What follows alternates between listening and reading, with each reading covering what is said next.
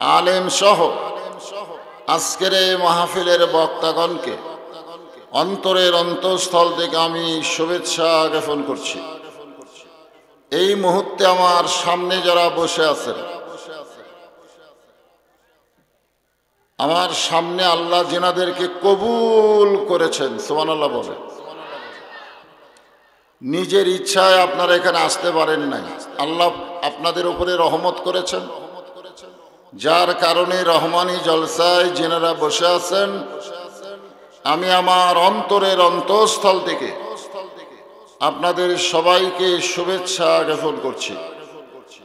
সম্মানিত মা বোনেরা, পর্দার অন্তরালে বসে বসে যারা আলোচনা শুনতেছেন, তাদেরকেও শ্রদ্ধা জ্ঞাপন করে এই মুহূর্তে জানতে চাচ্ছি আপনারা সকলে কেমন আছেন। ঈদ মোবারক। ঈদ কেমন হলো? মাশাআল্লাহ। যে আল্লাহ তাআলা দীর্ঘ একটি মাস আল্লাহর হুকুম পবিত্র রমজান মাসে রোজা রাখার পরে ঈদুল ফিতর আমাদেরকে দান করেছিলেন, আমরা সেই ঈদের আনন্দর সমাপ্তি না হতেই আজকের এই জান্নাতের বাগানে আল্লাহ আমাদেরকে কবুল করলেন। খুশি না বেজার? তাহলে জবান খুলে সমস্বরে সকলে বলবো, রব্বানা লাকাল হামদ হামদান কাসীরান তাইয়িবান মুবারাকান ফীহি। আমরা প্রশংসা করলাম কার? এমন একজন আল্লাহ যিনি আমাদেরকে দয়া করে, রহম করে, মেহেরবানি করে মুসলমানের ঘরে মুসলমান হিসাবে কবুল করেছেন। জন্মগতভাবে আমরা সকলে কি মুসলমান? জোরে বলেন আমরা কি? এই তৌফিক আমাদেরকে কে দিয়েছে? বহু ধর্মের মানুষ দুনিয়াতে বসবাস করে, কোন ধর্মই তো আল্লাহর দরবারে কবুল হবে না। একটা মাত্র ধর্ম কবুলযোগ্য, তার নাম হলো ইসলাম। এ কথা কি আমার না আল্লাহর? আল্লাহ কোরআনে বলেছেন, ওমাই ইয়াবতাগি গায়রাল ইসলামা দীনান ফালাই ইউকবালা মিনহু। ইসলাম ছাড়া অন্য কোন ধর্মকে যদি গ্রহণ করে, আল্লাহ বলেছেন লা ইউকবালা মিনহু, সেইটা গ্রহণযোগ্য হবে না, কবুল হবে না।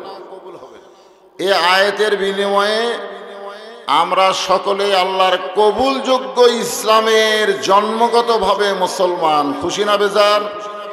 এই জন্য আর একবার বলি আলহামদুলিল্লাহ। আল্লাহ আমাদেরকে দয়া করে, রহম করে এমন একজন নবীর উম্মত হিসাবে কবুল করেছেন, যেই নবী জান্নাতে গিয়ে আমাদেরকে বলেনি। আমাদের নবী কিন্তু জান্নাতে গেছিলেন, আপনারা জানেন? কখন গেছিলেন? মেরাজের রজনীতে আল্লাহ তাআলা তাকে জান্নাত দেখার জন্য সুযোগ করে দিলেন। সুবহানাল্লাহ বলেন। নবী জান্নাতে যখন গেলেন, তখন নবীর সঙ্গে একজন ফেরেশতা ছিল। আমাদের সঙ্গে কয়জন থাকে সব সময়? দুইজন। আর নবীর সঙ্গে একজন, তার নাম হলো জিবরাইল। তার নাম কি? হয়তো আপনারা বলবেন, হুজুর তাহলে নবীর সঙ্গে কি দুটা ফেরেশতা নাই? না, নাই। কারণ আমাদের থাকা লাগবে, আমাদের লেখা লাগবে, কিন্তু নবীর লেখা লাগবে না। আর নবীর কান্দে চড়ার মতন যোগ্যতা কোনো ফেরেশতার আছে? যে দুটা ফেরেশতা আছে, দুই ফেরেশতা কি আমাদের বুকের মধ্যে না কান্দের উপরে? হ্যাঁ। তো ফেরেশতা জিবরাইল আল্লাহ রাসূলকে বললেন, ইয়া রাসূলুল্লাহ, আল্লাহ কোরআনে বলেছেন, যে কোরআনের তাফসীর শুনবেন, এই কোরআনে আল্লাহ বলেছেন ফাদখুলুহা খালিদিন। কেউ যদি একবার জান্নাতে প্রবেশ করে, সে চিরস্থায়ীভাবে জান্নাতে থাকতে পারবে, সে যদি ইচ্ছা করে। আল্লাহ তাকে বের করে দিবে না। এ কথা কার?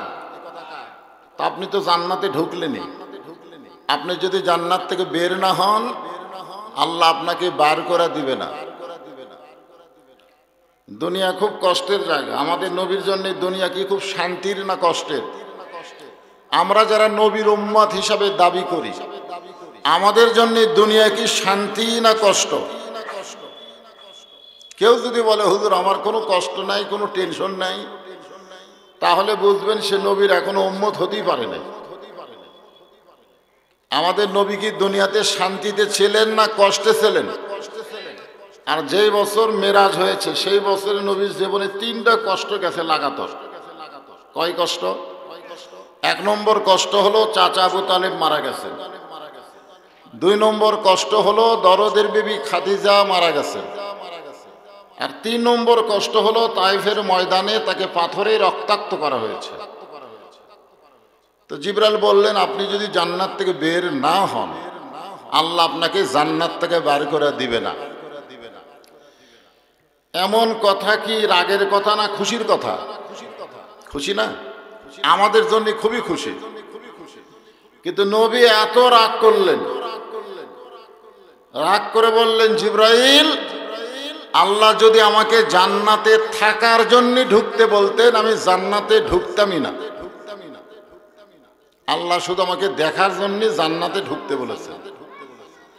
শুধুমাত্র জান্নাত দেখার জন্য ঢুকছি, আমার জন্য না, আমার উম্মতের জন্য আল্লাহ কেমন জান্নাত বানাইছে এটা দেখার জন্য। জোরে কেন সুবহানাল্লাহ। কার জন্য না? আমার জন্য। নবী কি বলতেছে? আমার জন্য।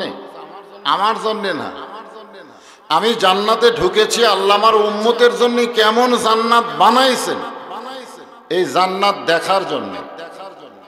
আল্লাহ যদি আমাকে থাকার জন্য ঢুকতে বলতেন আমি ঢুকতামই না। আমি সেই দিনে জান্নাতে থাকার জন্য ঢুকবো যেদিন আমার সমস্ত উম্মতেরা জান্নাতি হবে। এখানে কি রাসূল বলেছেন যেদিন আমার সমস্ত নেককার উম্মতেরা জান্নাতি হবে? এ কথা বলছেন? এ কথা বলেন নাই। বলেছেন যেদিন আমার সমস্ত উম্মতেরা জান্নাতি হবে এরপরে আমি রাসূল জান্নাতে থাকার জন্য ঢুকব। এমন একজন দরদি নবীর উম্মত হতে পারা এটা গর্বের বিষয়, অহংকারের বিষয়, ভাগ্যের বিষয়। জোরে কার কথা ঠিক কিনা? তো এ থেকে আপনারা খুশি না বেজার? তাহলে জবান খুলে আর একবার বলে আলহামদুলিল্লাহ। এখন আপনারা যে কালামুল্লাহ শরীফ, কোরআন শরীফ থেকে আলোচনা শুনবেন, আপনারা সকলেই জানেন আমি কিছুদিন অসুস্থ ছিলাম, এখনো অসুস্থ আছি। এবং ডাক্তারি কথাও আমাকে বলেছে যে আপনি এ ওয়াজ বাদ দেওয়াটাই আপনার জন্য এখন সুস্থতা, মানে ওয়াজ করলে আপনি অসুস্থই হয়ে যাবেন। তো প্রায় মাহফিলে আমি বলি যে এটাই হয়তো আমার জীবনের শেষ মাহফিল, এটাই হয়তো আমার জীবনের শেষ মাহফিল, এটা আমি বলি। এই বলাটা আমাদের সকলের জন্যই দরকার। যারা বসে আছেন আপনারা কি এরকম বলতে পারবেন যে এর পরেও আমার অনেক মাহফিল শোনার সুযোগ আছে? এরকম কি বলতে পারবেন? যারা আমরা মুসলমান তার আমরা বিশ্বাস করি যে কোনো মুহূর্তে আমাদেরকে মরা লাগবে। দরকার কথা ঠিক কিনা? তবে একটা শর্ত দিয়েছে আল্লাহ আমাদেরকে। আল্লাহ বলেছেন লা তামুতুন্না ইল্লা ওয়া আনতুম মুসলিমুন, যে তোমরা মৃত্যুবরণ করো না যতক্ষণ পর্যন্ত তোমরা মুসলমান না হবে। তা আমরা যদি মুসলমান হয়ে মরতে চাই আমাদের করণীয় কি, এ বিষয়টাই আমি আপনাদের সামনে তুলে ধরব। যদি আল্লাহ পাক আমাকে তৌফিক দেয়, একটু জোরে সোরে বলে আল্লাহুম্মা আমিন।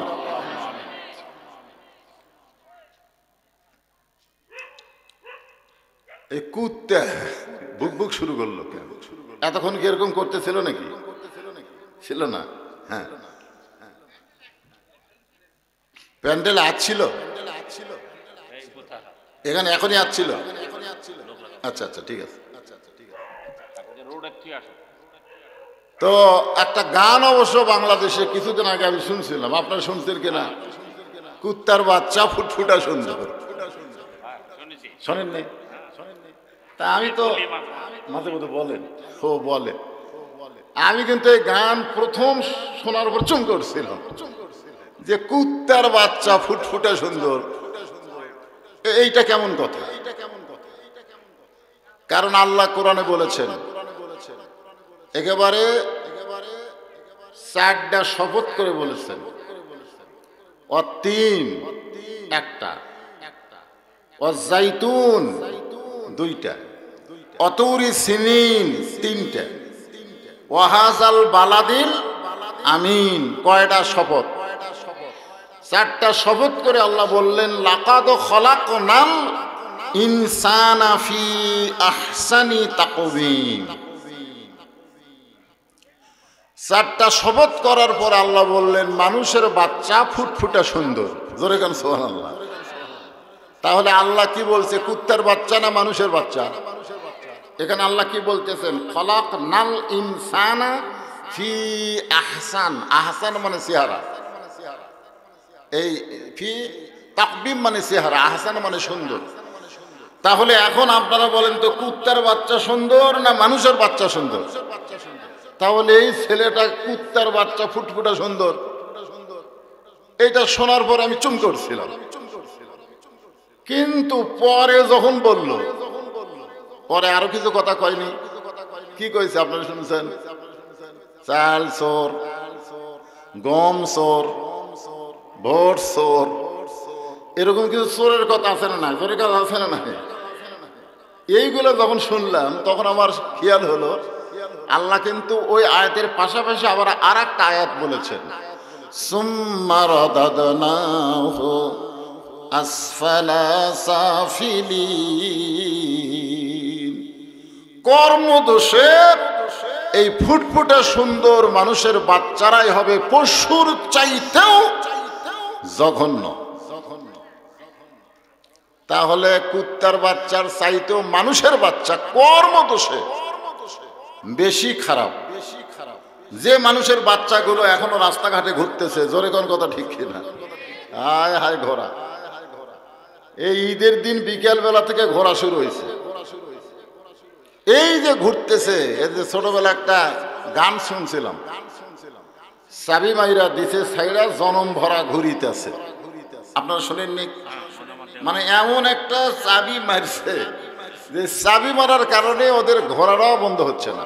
এত রাত ঘুরতেইছি কেন? কোরআনের মাহফিলে এসে বসে যায়। তা আলহামদুলিল্লাহ, আপনারা যারা আশেপাশে এখনো আছেন মানুষের সন্তান, তাদেরকে অনুরোধ করব জান্নাতের বাগানে এসে বসেন। যারা আসে নাই, কিন্তু আপনারা তো এসেছেন, এসে আবার ঘুরবেন কেন? বরং জান্নাতের বাগানে এসে বসেন। তো যে কথা বলতেছিলাম,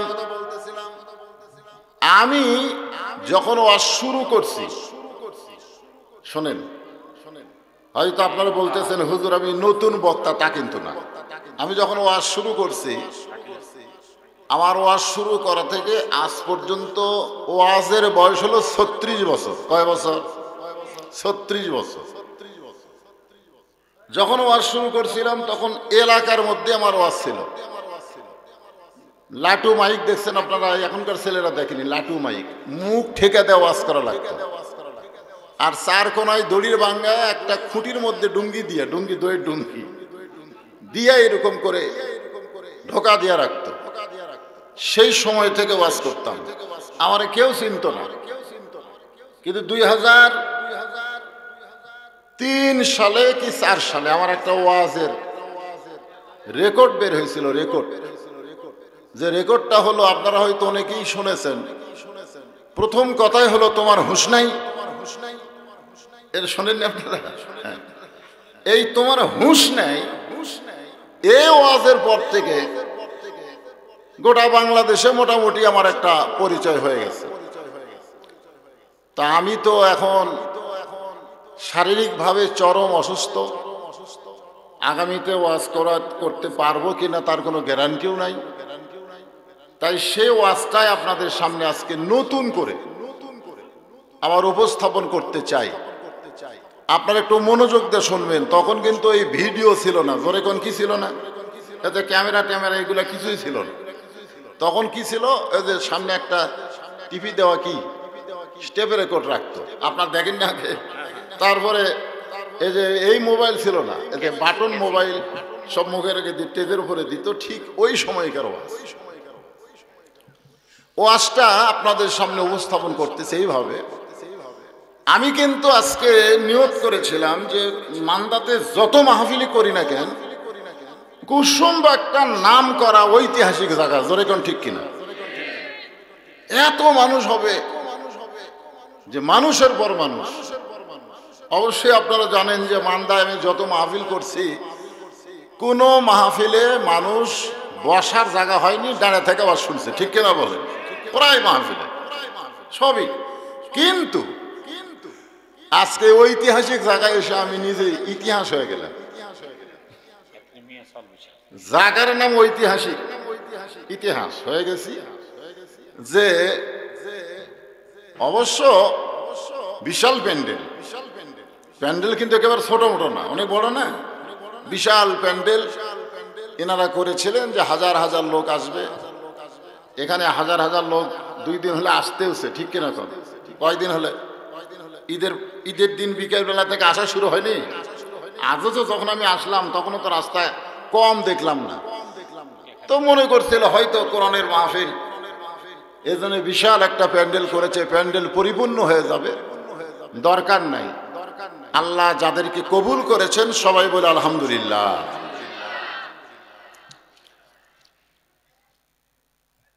যিনি ওয়াজ করবেন, আমি না, যিনি ওয়াজ করবেন তার নাম হলো হযরত উমর। বক্তার নাম কি? কথা কয় না, হযরত উমর। আর যে জায়গায় বসে ওয়াজ করবেন ওই জায়গার নাম হলো মসজিদে নববী। যে জায়গায় বসে ওয়াজ করতেছেন এই জায়গার নাম কি? মসজিদে নববী। আর হযরত উমর ফারুকের সামনে বসে যারা ওয়াজ শুনবেন তারা হলেন রাসূলের সাহাবী। আমি এখানে 3টা কথা বললাম। কয়টা? 1 নম্বর হলো বক্তা, 1 নম্বর কি, 2 নম্বর হলো জায়গা, 3 নম্বর হলো শ্রোতা। 1 নম্বর বক্তা, 1 নম্বর কি? আজকে বাংলাদেশে আপনারা সত্যি করে বলবেন তো, মানুষ কি কোরআনের আকর্ষণে আসে না বক্তার আকর্ষণে? কোরআনের আকর্ষণে কিন্তু বাংলাদেশে মানুষ কম আসে, আসে বক্তার আকর্ষণে। তাহলে যেই বক্তার নাম আমি উচ্চারণ করলাম হযরত উমর, তিনি কেমন বক্তা হওয়ার পারেন? সবাই বললেন না। আল্লাহ রাসূল যখন মদিনার প্রেসিডেন্ট ছিলেন তখন হযরত উমর ছিলেন রাসূলের আইন মন্ত্রী। জোরে কোন কি মন্ত্রী? আইন মন্ত্রী। হযরত আবু বকর যখন মদিনার খলিফা ছিলেন তখন হযরত উমর ছিলেন আইন মন্ত্রী। আবার ওমর ফারুক যখন খলিফা হলেন তখন অর্ধ পৃথিবী আল্লাহ তাকে দান করে দিয়েছিলেন। জোরে কান সুবহানাল্লাহ। যেই উমরের শানে, উমরের সম্মানে, উমরের মতের সাথে আল্লাহর মত মিলে এই কোরআনে 22টা আয়াত আল্লাহ নাজিল করেছে। জোরে কান সুবহানাল্লাহ। যে উমর সম্পর্কে আল্লাহর নবী বলেছেন, আমার পরে কেউ যদি নবী হতো লাউ কানা উমর, নবুয়তের দরজা বন্ধ হইছে বলে উমর নবী হওয়ার পারে নাই, তবে নবী হবার সব যোগ্যতা আল্লাহ উমরকে দান করেছে। এতক্ষণ ধরে যে কথাগুলো বললাম, এখন বলেন হযরত উমর কেমন বক্তা? যে উমর রাসূলের সাহাবী ছিলেন, 10 জনকে আল্লাহ তাআলা জান্নাতের সার্টিফিকেট দিয়েছেন, তার মধ্যে হলেন 2 নম্বর। এখন বলেন বক্তা কেমন? তাও সবাই বলতেছে না। এই যে এই খালি মাঝখান থেকে 2-1 জন এতক্ষণ শোনার পরে, যুবকেরা বাংলাদেশের 1 নম্বর ক্রিকেট খেলোয়াড়কে তোমরা এক বাক্যে বলতে পারবা? বাংলাদেশের 1 নম্বর নায়ককে এক বাক্যে বলতে পারবা?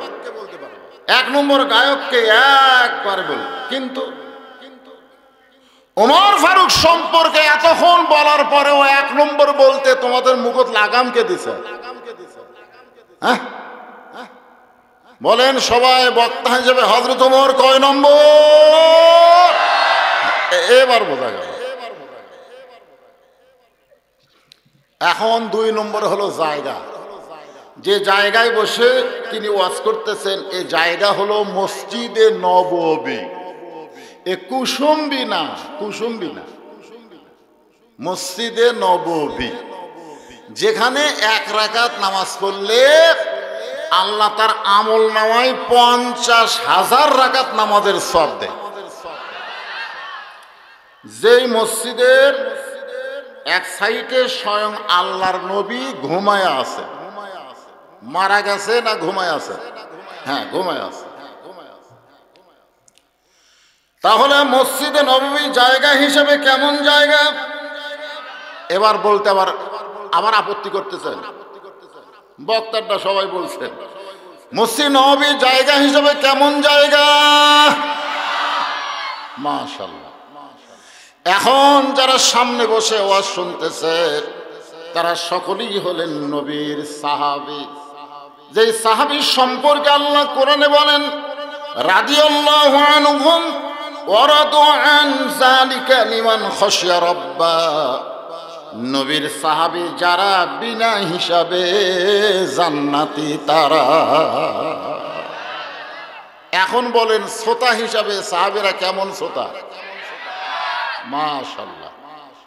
তাহলে 3টাই তো আপনারা 1 নম্বর করলেন, বক্তাও 1 নম্বর, জায়গাও 1 নম্বর, শ্রোতাও। এখন ওয়াজ হবে কেমন?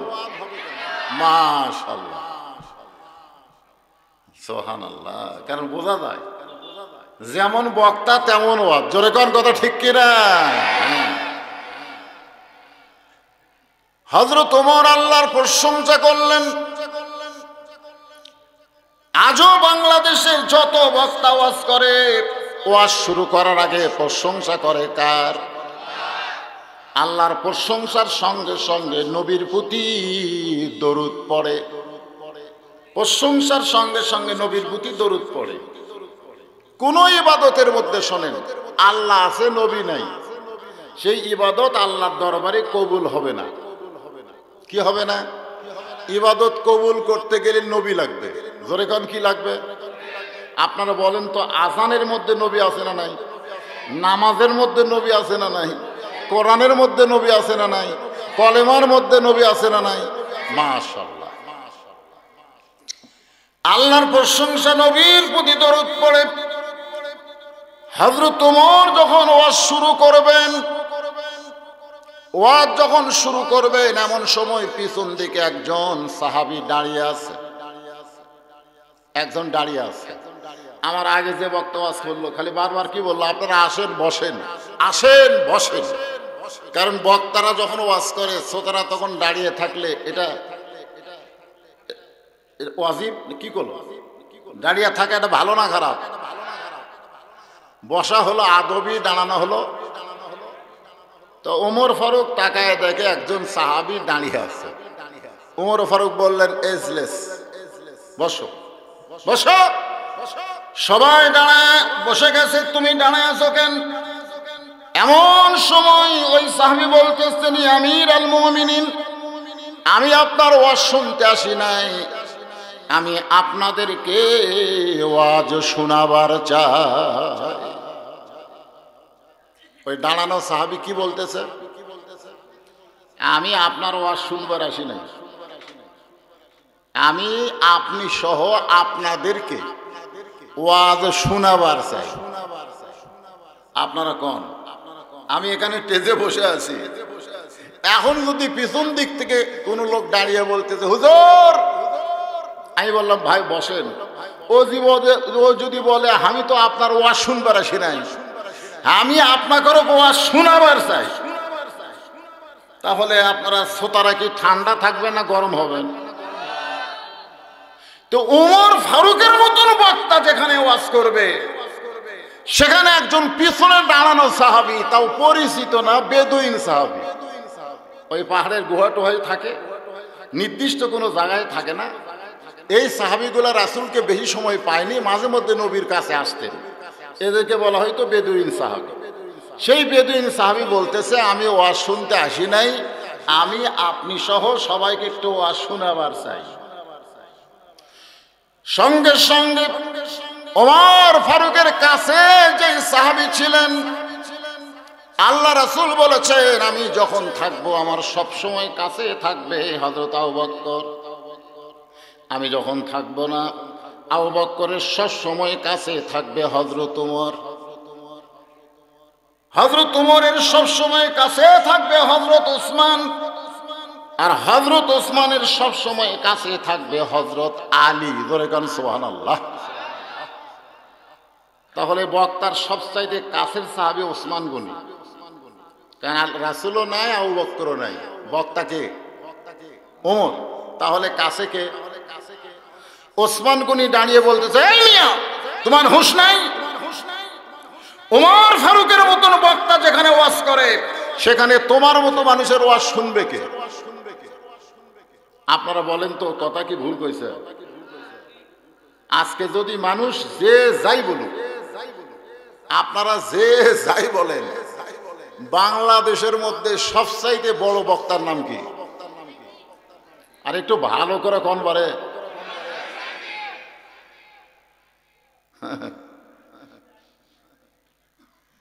হে, আপনি যে দলই করেন আপনাকে স্বীকার করা লাগবে যে আল্লামা সাঈদী হুজুরের মতন বড় বক্তা বাংলাদেশে কেউ হয়নি, ভবিষ্যতে কেউ হবে।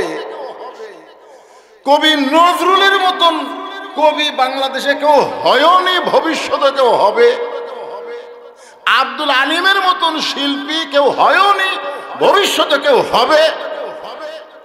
সাঈদী হুজুরের মতন বক্তা কেউ হয়নি, ভবিষ্যতে কেউ হবে। চিন্তা করে দেখ, এটা বোঝানোর জন্য বলতেছি যে সাঈদী হুজুর এখানে ওয়াজ করতেছে, আর আমি যদি এসে বলি হুজুর আপনার ওয়াজ শোনার টাইম নেই, আমি একটু আপনাকে ওয়াজ শোনাবার চাই, তখন আপনারা কি করবেন? তোর হুঁশ নাই? হ্যাঁ।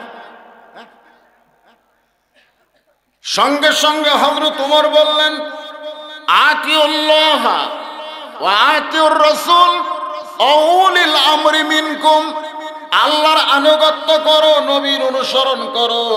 আমি যদি তোমাদের আমির হই তাহলে তোমরা কি আমাকে মানো?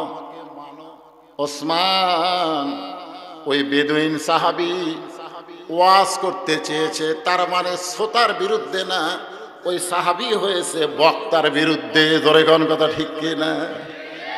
শ্রোতার বিরুদ্ধে না বক্তার বিরুদ্ধে? তাহলে আমি চেতি নাই, আমি রাগ করি নাই, তুমি রাগ করলে কেন? তুমি রাগ করলে কেন? আল্লাহ বলেছেন আল্লাহর অনুগত্য করো, নবীর অনুসরণ করো, আমিরকে মানো। আমি যদি তোমার আমির হই তাহলে তোমাকে সেতার হুকুম দিল কে? সিধা না উল্টা? উল্টা হলো না? আরে আমার সম্মান বাঁচানো ধরে একজন খাড়া হচ্ছে, আর আমি আবার তার উপর গরম। হযরত ওমর যে মেম্বরে বসে ওয়াজ করতেছিলেন, ওখান থেকে জোড়হাত করে বলতেছেন, সাহাবী ভাই তোমার ওয়াজ শুনতে আমার কোনো আপত্তি না। সব সাহাবীর চোখে পানি এসে গেল। পানি আসার কারণ কি জানেন? যে উমর যতদিন সাহাবী ছিল ততদিন উমর যে রাস্তা দিয়ে গেছে, ওই রাস্তা দিয়ে শয়তান পর্যন্ত যাইতে ভয় করছে। জোরে কোন সুবহানাল্লাহ। কিন্তু হযরত উমর যেদিন থেকে মদিনার খলিফা হয়েছে, সেদিন উমরের চাইতে নরম মানুষ আর মদিনাতে কেউ নেই। এখানে কি বুঝলেন? যখন সাহাবী ছিলেন তখন কি ছিলেন, আর যখন নেতা হলেন তখন কি? যখন নেতা হলেন তখন কি গরম না ঠান্ডা? আজকে আমাদের বাংলাদেশে সিধা না উল্টা? হায় হায়, কতগুলা নেতার যা গরম ভাই, মাজা ধরে খাড়া করা লাগে, তারপরেও নেতা গরম হয়ে কয় আসো খেলা হবে। জোরে কোন কথা ঠিক কিনা? শোনেন, খুব খেয়াল করতে হবে, নেতা হওয়া এত সহজ না। নেতা গন্ডগোল থামাবে, গন্ডগোল লাগাবে না। জোরে গণ কথা ঠিক কিনা? নেতারা কি গন্ডগোল লাগাবে না থামাবে? নেতা যদি বলে তুমি হাতত চুরি দিয়ে থাকো, তার মানে কি? খুব খেয়াল করে আপনারা কথা শুনবেন। বহু পুরাতন ওয়াজ আজকে নতুন করে আপনাকে সরাসরি সাপ্লাই দিচ্ছি, কারণ ভবিষ্যতে হয়তো আর ওয়াজ করতে পারবো না, এই বলে ওই ওয়াজটাই আপনাদের সামনে আবার তুলে ধরছি। ওমর ফারুক বললেন, তোমার আলোচনা শুনতে, ওয়াজ শুনতে আমার কোনো আপত্তি নাই, বরং তুমি আসো ভাই। এই কথা বলে হযরত ওমর চেয়ার ছেড়ে, মেম্বর ছেড়ে শ্রোতাদের আসনে গিয়া বসে পড়লেন। সুবহানাল্লাহ বলে। বেদুইন সাহাবী আসতেছে, সাহাবীরা সব মাঝখানে রাস্তা করে দিয়েছে। ওমর ফারুকের কাছে এসে বলতেছে, আল্লাহর আনুগত্য করো, নবীর অনুসরণ করো, তোমাদের আমিরকে তোমরা মানো। আপনি হলেন আমার আমির, আপনি মেম্বরে বসেন, মেম্বরে বসেন, আপনি শ্রোতার আসনে বসবেন না, কারণ আপনি শুধু বক্তা না, আপনি হলেন আমাদের নেতা। জোরে কোন ঠিক কিনা? আপনি মেম্বরে বসেন, আমি দাঁড়িয়ে ওয়াজ করতে চাই। ওয়াজ বেশি না, মাত্র 3টা ওয়াজ। জোরে কোন কয় ওয়াজ? বেদুইন সাহাবী আল্লাহর প্রশংসা, নবীর প্রতি দরুদ পড়ে ওয়াজ শুরু করলেন। 1 নম্বর ওয়াজ হলো ইন্নী উহিব্বুল ফিতনা, আমি ফিতনাকে মহব্বত করি। 2 নম্বর ওয়াজ হলো ইকরাহুল হক, আমি হককে পছন্দ করি না। 3 নম্বর ওয়াজ হলো আশহাদু মালাম আরা, আমি না দেখা জিনিসের সাক্ষী মারি।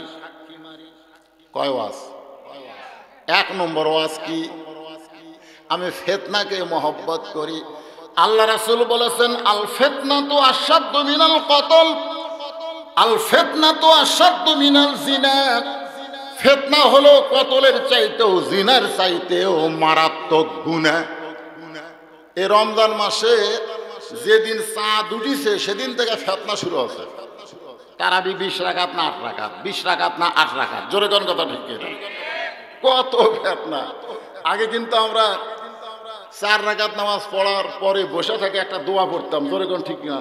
এখন বলতেছে দোয়া পড়া লাগবে না। না না না, ও যে সোনাদিল মুনকার মালা করতে নাই তো। এই রমজান মাস আসার পর থেকে ফেসবুক খুলে, যারা ফেসবুক চালায় দেখবেন খালি ফিতনা আর ফিতনা। আমাদের বাংলাদেশে দিন দিন ফিতনা গন্ডগোল বাড়তেছে না কমতেছে? অথচ ওই বেদুইন সাহাবী ওয়াজ করেছে, আমি ফিতনাকে মহব্বত করি। 2 নম্বর ওয়াজ করেছে ইকরাহুল হক, আমি হককে পছন্দ করি না। অথচ আল্লাহ কোরআনে সূরা আসরে বলেছেন, ওয়াতাওয়াসাউ বিল হক, হকের কথা বলতে হবে, হক পথে চলতে হবে। দরকার হলে হকের পথে জীবন দিব, বাতিলের সঙ্গে আপোষ করব। যখন আমি থামবো, পরকার কথাটা আপনারা জোরে বলবেন, তাহলে ওয়াজ বুঝতেও সুবিধা হবে, ফেরেশতাকে লিখতেও সুবিধা হবে। একজন বলতেছে, হুজুর আজকে যে হারে তারাবি পড়াছে, আমার মনে হয় 2 কান্দের ফেরেশতা লেখার চান্স পায়নি। আমি বললাম, কেমনে ভাই? হুজুর আমি তো বুঝবার পারলাম না, মানে সূরা ফাতিহায় এত জোরে ইমাম সাহেব পড়ছে, আলহামদুলিল্লাহ দল নেই, এত পড়ছে ফেরেশতারা কি লিখেছে? তা আপনারা যে কথা, আমি তখন থামবো, এ পরকার কথা যদি আপনারা শূন্যস্থান পুরা করে বলতে পারেন, সাথে সাথে ফেরেশতারা লিখে ফেলে দিবে। ধরে করেন সুবহানাল্লাহ, তাই না? তখন বোঝাও যাবে যে আপনারা ওয়াজ বুঝতেছেন, এটাও বোঝা যাবে। এই বেটাই, ছোট ছোট মানুষ তো, 1 নম্বর না, এগুলো বুঝবেন না। এই 36 বছর ওয়াজ করার পরে শ্রোতাদের মধ্যে থাকার কারণে, মানে বক্তা হয়ে শ্রোতাদের সাথে থাকার কারণে আমি অনেক কিছু বুঝতে পারছি। এই যে এই ছোট ছোট বাচ্চারা যে দুষ্ট হয়, লটখটা হয়, দোয়া দরুদ দিয়ে কান্দা থামে না। এখন কিন্তু আর দোয়া দরুদ দিয়ে কান্দা থামে না। আপনি সূরা ফাতিহা পড়ে ফুঁ দেন, কান্না বন্ধ হবে না। আয়াতুল কুরসি পড়ে তেল পড়া দেন, ওর কান্নারও বাড়বি। ওর কান্না থামানোর একটাই যন্ত্র, তার নাম হলো মোবাইল। জোরে কোন কথা ঠিক কিনা? খালি একটা মোবাইল ওর সামনে দিয়ে দেন, ওর কান্না থামে যাবে। এ কোরআনের মাহফিলে এরা থাকতে পারবে না, নষ্ট করে দুষ্ট হবে। দেখবেন এখনো যায়, দেখেন বেড়া ঘুরতেছে। কারণ কি জানেন? কারণ এরা জন্মের আগেই জন্ম হচ্ছে। হাসতেছেন কেন? জন্মের আগেই জন্ম। হ্যাঁ, পেট কেটে পারবে। ওই কিন্তু 2 দিন পরে দুনিয়াতে আসবে, 2 দিন পরে আসবে। কিন্তু ওর মাও এই 2 দিনের যন্ত্রণা সহ্য করবি না। এর কারণে ডাক্তারের কাছে গেছে, ডাক্তারের তো টাকার লোভ। ডাক্তার আলট্রাসাউন্ড করে বলতেছে পানি শুকে গেছে। একটা সম্পূর্ণ ভুয়া কথা, বেঁকা হয়ে আছে। ওই জিনিসটা বার করা কঠিন হয়ে যাবে। এখন কি করবেন ভাই? তখন স্বামী বলে ঠিক আছে, তাহলে পেট কাটেন। পেট কাটা দেখে ওই ঘুমের মধ্যে আছে, কারণ ওর 12 হওয়ার টাইম হয়নি তো, আরো কয়দিন পর বাড়াবে। কিন্তু 2 দিন আগে বার করবার যা যায় ঘুম পাড়তেছে, ঘুম পাড়তেছে। কারণ ঘুম পাড়া বাচ্চাই বাঁচে আছে না মরছে, এটা যাচাই করার জন্য দেখবেন ওর পাও ধরে এরকম ঘুরে, এই ঘুরার ওই যে ঘুরানোর কারণে মাথাতে একটা ঝাঁকি খাচ্ছে ভাই। এই ঝাঁকি খাওয়ার কারণে আর অষ্টাউর হবে, অষ্টাউর। এরা কোনো জায়গা ঠিক মতো থাকতে চায় না, খালি দৌড়াদৌড়ি করে। এই যে একটা দৌড় মারলো, খোঁজ করে দেখেন ওই সিজার করা।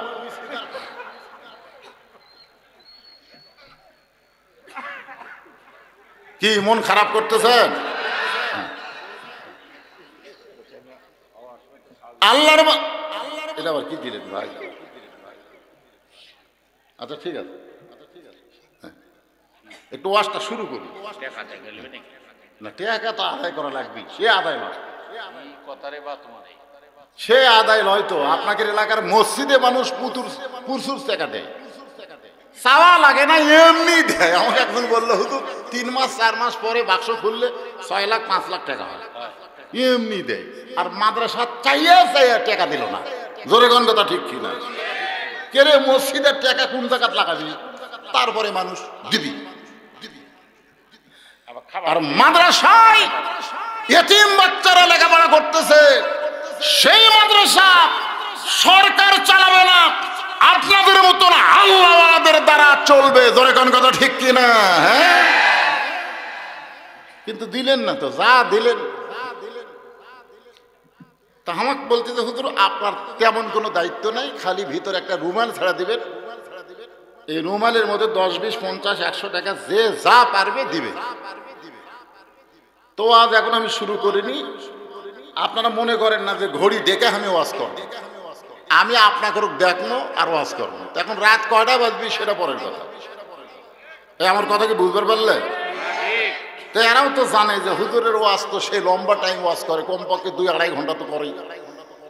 এই জন্যে ভাইজান আপনারা এই পিছনে হইছে হয় কেন? হইছে কি এখানে কি আছে?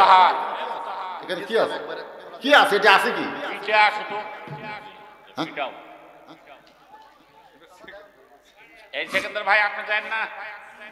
হইচই আশেপাশে করা যাবে না। যদি তোমরা হইচই করো কোরআনের মাহফিল আসো, বসো। 1 ঘন্টা বসলে 60 বছর নফল ইবাদত করার সওয়াব আল্লাহ দান করে দিবে। জোরে কোন সুবহানাল্লাহ। তাহলে কি বলতেছিলাম মনে আছে? 1 নম্বর ওয়াজ, ইন্নী উহিব্বুল ফিতনা, আমি ফিতনাকে মহব্বত করি। 2 নম্বর ওয়াজ হলো ইকরাহুল হক, আমি হককে পছন্দ করি না। 3 নম্বর ওয়াজ হলো আশহাদু মা লাম আরা, আমি না দেখা জিনিসের সাক্ষী মারি, আমি যা দেখি না তার সাক্ষী দেই। এই না দেখা সাক্ষী দেওয়ার কারণে বাংলাদেশের বহু নিরপরাধ মানুষ দোষী হয়ে গেছে। জোরে কোন কথা ঠিক কিনা? জন্ম নিছে 69 সালে, ওই 71-এর সাক্ষী দিছে। পরে জিজ্ঞাসা করেছে তোর জন্ম কয়? 69। তো তুই 71 সালে যুদ্ধ অপরাধী কেমনে বুঝিস? শুনিছি। শোনার পরেও দেখার চাইতে বেশি বিশ্বাস হয়ে সাক্ষী দিচ্ছে। আপনারা বলেন তো না দেখা সাক্ষী দেওয়া যাবে? আর কার সামনে ওয়াজ করতেছে? যিনি সাহাবী থাকা অবস্থায় শয়তান সে রাস্তা দেওয়া যায় না, সেই বক্তা আটকে দিয়ে থুয়ে ওয়াজ করতেছে।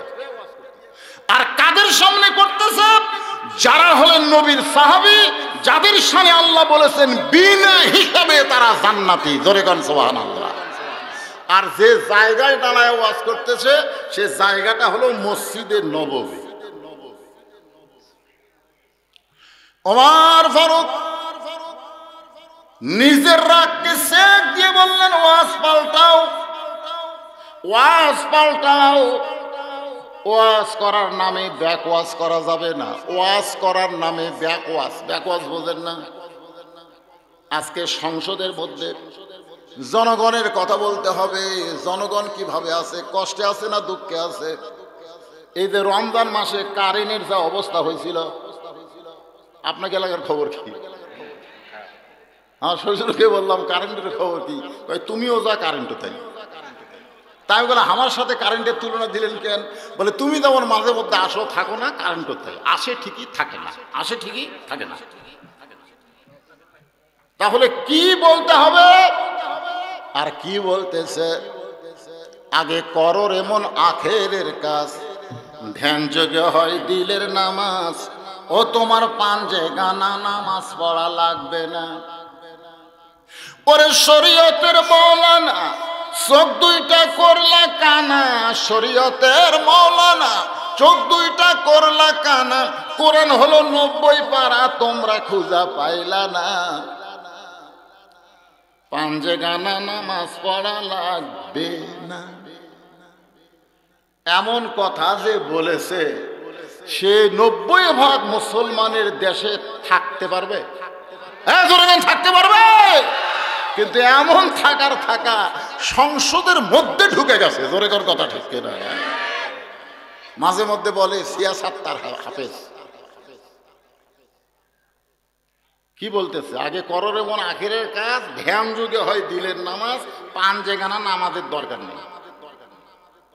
তাহলে আল্লাহর নবী নামাজ পড়তে পড়তে মায়েশা বলেছেন, আমি ঘুম থেকে চেতন পায়ে দেখি নবীর পায়ের গোড়ালি ফুলে উঠেছে, শরীরের রসগুলো সব পায়ের গোড়ালিতে চলে গেছে। আমাদের নবী এই নামাজ পড়েছে। সুবহানাল্লাহ কর। আমরা সেই নবীর উম্মত, ফজরের নামাজ না পড়ে ঈদের নামাজ পড়বার যাই। এই নবীর উম্মতেরা, যুবকেরা, আমার মাঠে আমি বললাম কারা কারা ফজর নামাজ পড়েননি, ঈদের নামাজ পড়ে বেড়াচ্ছেন? খেয়াল করে দেখলাম 12 আনায় রোজা ছিল না। কয় আনা? ওরা আবার সামনে আতর টাতর দিয়ে সেই সাইজ। ওমর ফারুক শান্ত মেজাজে বললেন, ওয়াজ পাল্টাও। এ ওয়াজ করা যাবে না। বেদুইন সাহাবী বলতেছে, আমির আল মুমিনিন, আমি ওয়াজ পাল্টাবো না, বরং যে ওয়াজ আমি করলাম আমি ঠিকই করেছি, কিন্তু আপনারা বুঝতে পারলেন না। ওমর ফারুকের মতন মানুষকে বলতেছে ওয়াজ পাল্টাবো না। আমি যে ওয়াজ করেছি ঠিক করেছি, কোরআন হাদিস মোতাবেক করেছি, কিন্তু আপনারা বুঝতে পারলেন না। হাজার হাজার সাহাবী তারা হলো শ্রোতা, আর ওমর ফারুকের মতন মহান ব্যক্তি হলেন বক্তা। আর তাদের সামনে বলতেছে আপনারা বুঝতে পারলেন না। ওমর ফারুক দেখলেন আর মাথা খারাপ। ধরে কোন কি খারাপ? এই মাথা খারাপ মানুষকে জনগণ সাহাবীর হাত থেকে বাঁচানোর জন্য আপাতত জেলখানার মধ্যে বন্দি রাখতে হবে। যদি ওয়াজ পাল্টাতো তাহলে বাহিরে থাকতো, কিন্তু পাল্টাবে না। জেলখানায় বন্দি করলেন হযরত ওমর ওই বেদুইন সাহাবীকে, শুধু 3টা ওয়াজ করার অপরাধে। জোরে কোন কয়টা? ওয়াজ করার অপরাধে জেলখানা। আজকে আমাদের বাংলাদেশে অনেক বক্তা চুরি করেনি, ডাকাতি করে নাই, শুধুমাত্র ওয়াজ করার কারণে জেলখানা। জোরে কোন কথা ঠিক কিনা? শুধু ওয়াজ করার কারণে, অন্য কোনো কারণ নাই। শুধু ওয়াজ করার কারণে, যে ওয়াজগুলো জনগণ বুঝবার পারে নাই।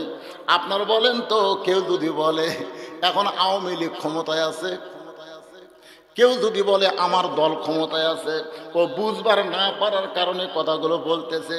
যদি বুঝবার পারতো তাহলে বলতো কোনো দল ক্ষমতায় নাই, কোনো মানুষ ক্ষমতায় নাই, ক্ষমতার মালিক হলেন আমার আল্লাহ। আল্লাহ বলতেছেন অহু আলা কুল্লি শাইইন কদির, প্রত্যেকটা বিষয়ের উপরে ক্ষমতাকার। আরো জোরে বলেন। আর কেউ যদি বলে আমার দল ক্ষমতায়, বলা মাত্রই মুশরিক হয়ে যাবে। জোরে কোন কি হয়ে যাবে? কিন্তু বলতেছে কি বলতেছে না? এটা কি বুঝে বলতেছে? বোঝেনি। ওমর ফারুক বেদিন সাহাবীকে জেলখানায় বন্দী করলেন। বন্দী করার পরে সার নামাজ আদায় করে হযরত ওমর বাড়িতে গেলেন। বাড়িতে যাওয়ার পরে হযরত ওমরের সামনে খানা, কারণ এশার নামাজ না পড়ে হযরত ওমর কোনদিন রাতের খাবার খান না, যোহরের নামাজ না পড়ে কোনোদিন দুপুরের খাবার খান না। আমরাও যদি নবীর পরিপূর্ণ উম্মত হই তাহলে রাতের খাবার খাবো এশার আগে না পরে? পরে কেন খাবো? কারণ খাওয়া দাওয়া করে নামাজ পড়বার গেলে শরীর একটু দুর্বল হয়। সারাদিন রোজা থেকে শরীর সুস্থ, ইফতারি করার পরে শরীর, কথা কয় না কেন এই রোজাদারেরা? আর যারা রোজা নাই ওরা ইফতারি খেলে আরো তাজা হয়। আয় হায় অভিনয় ভাইরে, হুজুর আজকে একটা দিন গেল হুজুর, আজকের দিন সবচাইতে কঠিন দিন। আর সোপা দেখে আমি বলছি তুই তো রোজা নাই রে।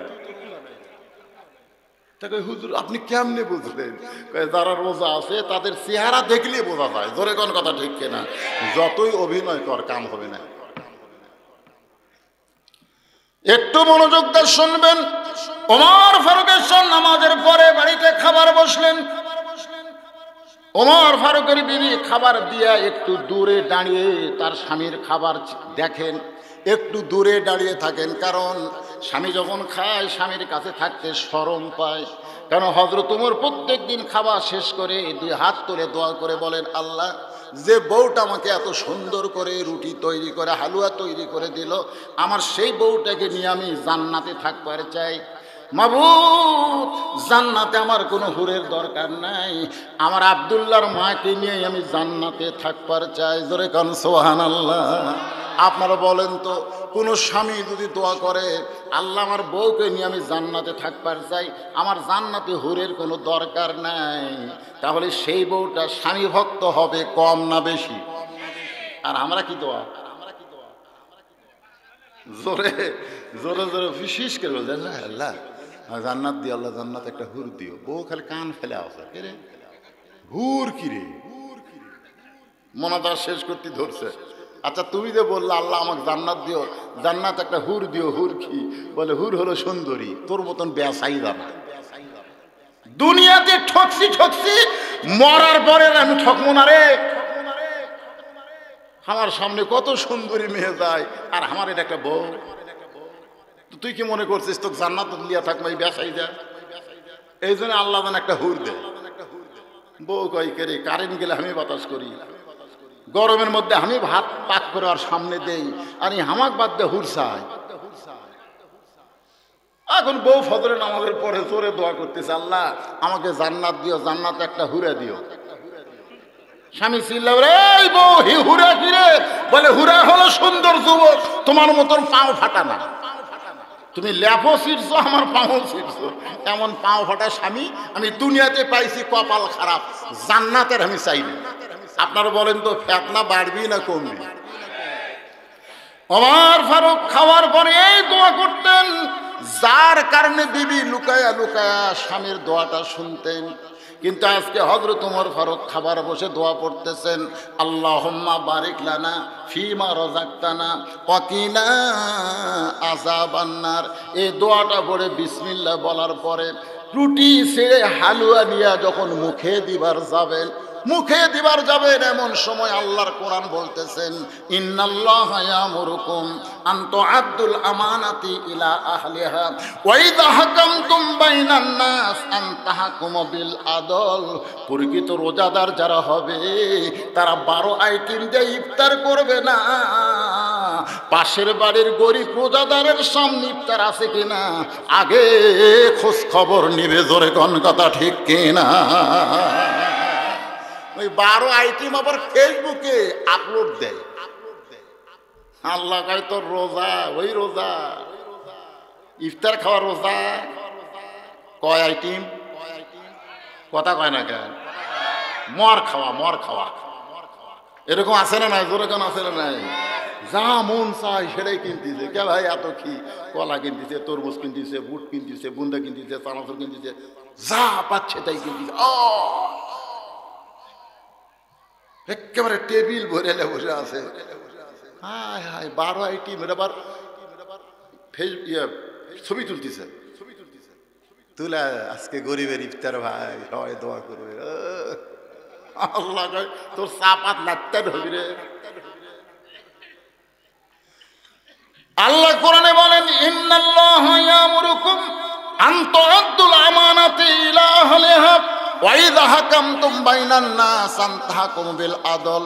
ওমর, তোমাকে ক্ষুধা লাগতেছে আর তুমি খাইতেছো, কিন্তু যাকে কারাগারে বন্দি করেছো সে বেদুইন সাহাবী খাইছে কিনা একটা বার তুমি কি তার খবর নিয়েছো? জোরে গান সুবহানাল্লাহ। এটা কোন আদালত?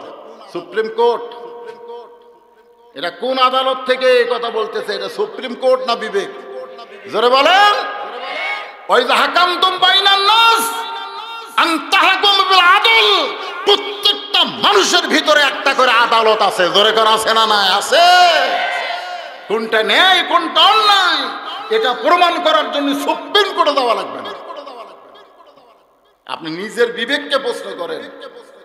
যারা ঈশার নামাজ বাদ দেওয়া ওয়াজ শুনতেছেন, ফজর পর্যন্ত আপনি বাঁচবেন, যাই গ্যারান্টি দেন? মোটা চাকা পিছনকার মোটর সাইকেলে, সামনে সিট ডাউন, পিছনে উঁচিয়ে নাই, চাকা মোটা, সামনে দোপা, পিছনে উঁচে। আমি মেয়ের বাপকে বললাম, কে ভাই আপনার জামা এরকম মোটর সাইকেল না করে? হুজুর আমি টেকনিক করে কিনছি হুজুর। আমি বললাম কেন টেকনিক? বলে আমার টেকালে হুন্ডা কিনবি, শালাতে উঁচার থাকতো। শালা আবার তারা ডিমান্ড নাই। শালা মানে গোপনে কি কয় আপনি জানেন?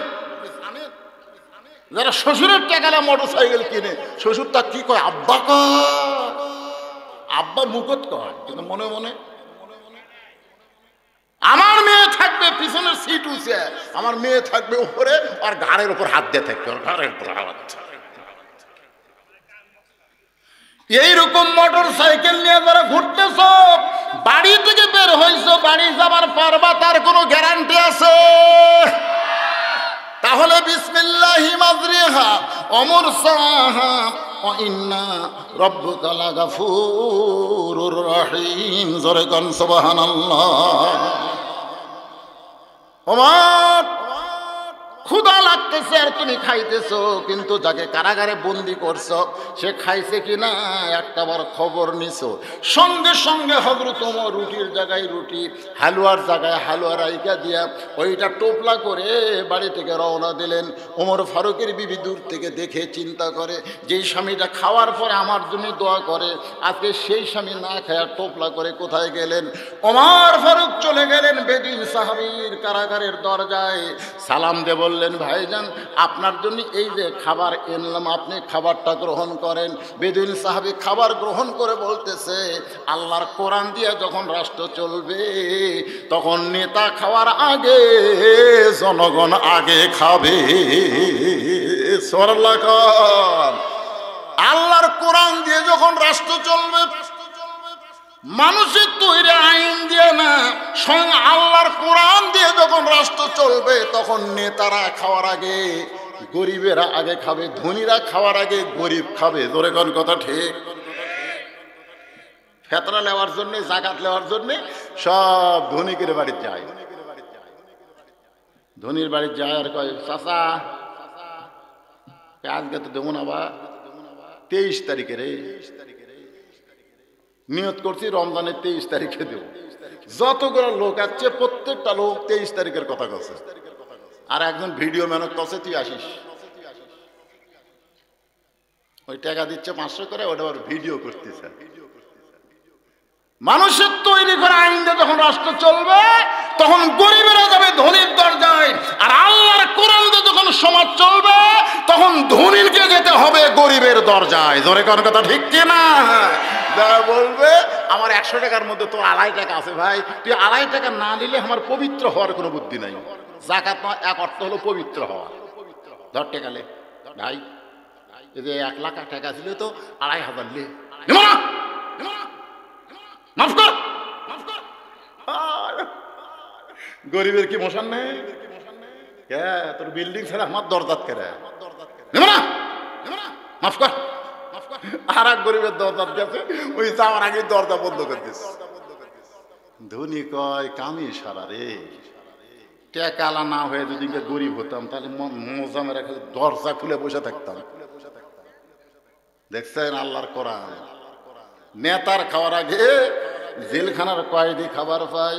ওমর ফারুক বেদিন সাহাবীকে খাবার দিয়ে চুপি চুপি ঘরে এসে যখন একটু বিশ্রাম নিতে চায়, বউ সামনে দাঁড়ায় বলে, স্বামী গো, আপনি না খাইলে আমি কোনোদিন খাই না। সুবহানাল্লাহ। স্বামী গো, আপনি না খাইলে কোনোদিন আমি খাই না। আমি দূরে দাঁড়িয়ে থেকে থেকে আপনার খাওয়াটা দেখে বড় শান্তি পাই, কিন্তু আজকে দেখতে পাইলাম আপনি নিজে না খাইয়া ওই খাবার টোপলা করে কোথায় নিয়ে গেলেন। ওমর ফারুক বললেন, বিবি রে, একজন সাহাবীকে জেলখানায় বন্দি করেছি, তাকে খাবার না দিয়ে আমি কেমনে খাই? এই দিনে আমার খাবারটা তার কাছে পৌঁছায় দিলাম। বউ বলতেছে, তাহলে রাগ করে কি হবে, বরং একজনের খাবার আমরা 2 জনে বেটে খাবার চাই। সুবহানাল্লাহ বলেন। আল্লাহ বরকত কম দিবে না বেশি দিবে? একজনের খাবার কয়জনে খাবে? 1 গিলাস দুধ 70 জন সাহাবী খাচ্ছে। তারপরে নবী সাহাবীকে গিলাসটা ফেরত দিচ্ছে। সাহাবী তাকায় দেখে যেমন দুধ তেমনই আছে। সাহাবী চিল্লায় বলে, রাসূলুল্লাহ, শুধুমাত্র আপনাকে দুধ খাওয়ার নিয়তে 1 গিলাস দুধ আনছিলাম, সেই দুধটা আপনি সহ 70 জন সাহাবী খাইছে, তারপরেও গিলাস ভরা দুধ দেখতে পাই। রাসূল বলে, তুমি হলা দাওয়াতকারী, আর খাওয়ানোর মালিক হলো আমার আল্লাহ। ওমা মিন দাব্বাতিন ফিল আরদি ইল্লা আলাল্লাহি রিজকুহা। পৃথিবীতে এমন কোনো বিচরণশীল প্রাণী নাই যার রিজকের দায়িত্ব আমার আল্লাহর হাতে না। আর অনেকে কয় 23 সাল নাকি 23 সাল নাকি দুর্ভিক্ষ হবি। দুর্ভিক্ষ দুর্ভিক্ষ হবি? সকাল 8টায় গরু জব করছে ভাই রে। আমি মনে করছি ফজর নামাজ পড়ে একটু ঘুম পাবো, তারপরে গোস্ত কিনবার যাবো। 8টায় জব করছে, 9টার সময় যায় দেখি ওরা খেতা পেলে সব গুছিলা চলে যাচ্ছে। কে ভাই গোস্ত শেষ, হুজুর শেষ, গোস্ত শেষ। কিন্তু দুর্ভিক্ষ হবে। আমার বউ কয় যে 1 বোতল সোয়াবিনের তেল শর্ট পড়ে গেছে নিবার দার। যাই দেখি দোকানদার বলতে, কিছু আগে আসলে পাইতেন হুজুর, আর নেই। দুর্ভিক্ষ হবে, না পাওয়ার দুর্ভিক্ষ। মানুষ আর বেশি খাবি, জোরে কথা আর কম। এবার মানুষ কি কম খাচ্ছে না বেশি খাচ্ছে? দুর্ভিক্ষ, পকেট ভরা টাকা, কার টাকা নাই। কারণ রেজেকের মালিক কে? যেই দেশের আকাশ দিয়ে পাখি উড়ে যাওয়ার সময় পায়খানা করলে, মাটির পড়লে সেই পায়খানা 7 দিন পরে পায়খানার ভিতর থেকে গাছ হয়, সেই দেশে কোনোদিন দুর্ভিক্ষ হবে না। রেজেক আমার আল্লাহ পাঠায় দিবে। জোরে বলেন কথা ঠিক কিনা? বউ বলতেছে, আমারটাই আমরা 2 জন মিলে খাই। খুদে পেটে দাওয়াত দিছে। সুবহানাল্লাহ। ওমর ফারুক বিবির সঙ্গে আল্লাহুম্মা বারিক লানা ফিমা রাযাকতানা ওয়া কিনা আযাবান্নার বলে বিসমিল্লাহ বলে রুটি ছিঁড়ে যখন খাবার চায়, এমন সময় বিবেক বলতেছে, ওমর, যাকে কারাগারে বন্দি করেছো তাকে না হয় তোমার খাবার পৌঁছায় দিছো, কিন্তু সেই ব্যক্তি যদি বাড়ির অভিভাবক হয়, কর্তা হয়, সেই বাড়ির খবর না নিয়ে তুমি কেমনে খাও? জোরে কান সুবহানাল্লাহ। যাকে কারাগারে বন্দি করেছো তার নাম হলো আমির হামদা। জোরে বলেন, তার নাম কি? হামদা। তার একটা 27 বছরের বউ আছে, তার 2টা মেয়ে আছে। তার বড় মেয়ের কয়েকদিন আগে গলা অপারেশন করা লাগলো, টনসিল হয়েছে। বাজান, তুমি কারাগারে বন্দি করে রেখেছো, কিন্তু তার বাড়ির খবর না নিয়ে তুমি কেমনে খাও? আজকে যারা কারাগারে বন্দি আছে তাদের পরিবারের খবর আমাদের নেওয়ার দরকার আছে না নাই? জোরে কোন আছে না? কথা বলেন আছে না নাই? কেরে ওমর, তোমার খাবার তুমি বেদুইন সাহাবীকে দিয়েছো, কিন্তু সে যদি বাড়ির কর্তা হয়, অভিভাবক হয়, তাহলে তার বাড়ির খবর না নিয়ে তুমি কেমনে খাও? তুমি কেমন নেতা হইছো? তুমি কেমন নেতা? সঙ্গে সঙ্গে ওমর ফারুকের খাওয়া বন্ধ হয়ে গেল। বউটা বলতেছে, দোয়া দরুদ পড়ে যখন খাবার শুরু করবেন আবার খাবার বন্ধ করলেন কেন? ওমর বলতেছে, বিবি রে, আমার খাবার কারাগারের বন্দি সাহাবীকে দিয়েছি, কিন্তু তার পরিবারের খবর না নিয়ে আমি কেমনে খাই?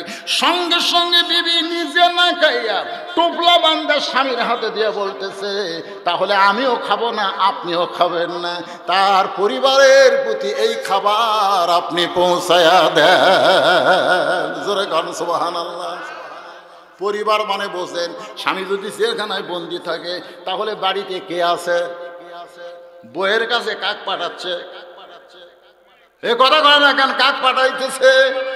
তাহলে স্বামীর প্রতি বিবির কত বড় অগাধ বিশ্বাস, কত বড় অগাধ বিশ্বাস। আমার মতন মৌলানার প্রতিও বইয়ের বিশ্বাস নেই, এই জন্য মোবাইল বন্ধ করে ঘুম পাড়ি। আগে মোবাইল খোলাতে ঘুমাইছে, এক মেয়ে মানুষ কল করছে, বউ যায় ধরছে, বউ যায় ধরছে, ধরে বলতেছে, আপনি কে? তো আমি হুজুরের বউ। তা আপনি কে? আমার বউ বলতেছে, বলে আমি হুজুরকে ভালোবাসি তো তাই। ওরে বাবা! তা আমি ঘুমের মধ্যে আছি, ঘুম থেকে উঠে দেখি বউ হটে পা মাছ, মুখ ফুলে বসে আছে। আমি বললাম, কি একবার দাঁতে কি অসুখ বাড়ছে নাকি? বইয়ের একটু দাঁতের অসুখ আছে।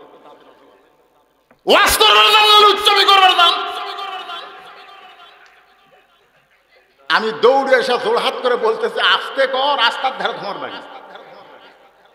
আমার মোস্তফা লাল ভাই দেখছে, আমার ভাইও গেছিল, রাস্তার ধারে বলে আস্তে কর জোড়হাত ভাই।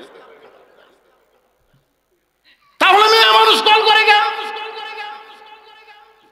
আমি বললাম, বক্তা মানুষ, হয়তো স্বামী নম্বর নিচর, বউ কোনো মতো জানে, আর অনেক মেয়েরাও তোমার ওয়াজ শোনে, তো কল করলে কি হবে? করবে কেন? আপনি জানেন কি কইছে? আমি ভালোবাসি। আমি বললাম, কোন নম্বর? ওই নম্বর মুখস্থ রাখছে, ওই নম্বরে লাউড স্পিকার দিলাম, দেখি দিয়ে বললাম, মা মারে। কারণ মা বললে আর কোনো কথা আছে? মা, তুমি নাকি কল করছিলা? তো বলতে, ওই রকম বউলে আপনি সংসার করেন কেন? আমি চিন্তা করলাম, লাউড স্পিকার দিয়েও ভুলবে, এখন আর বউ দেখতে কি কয়,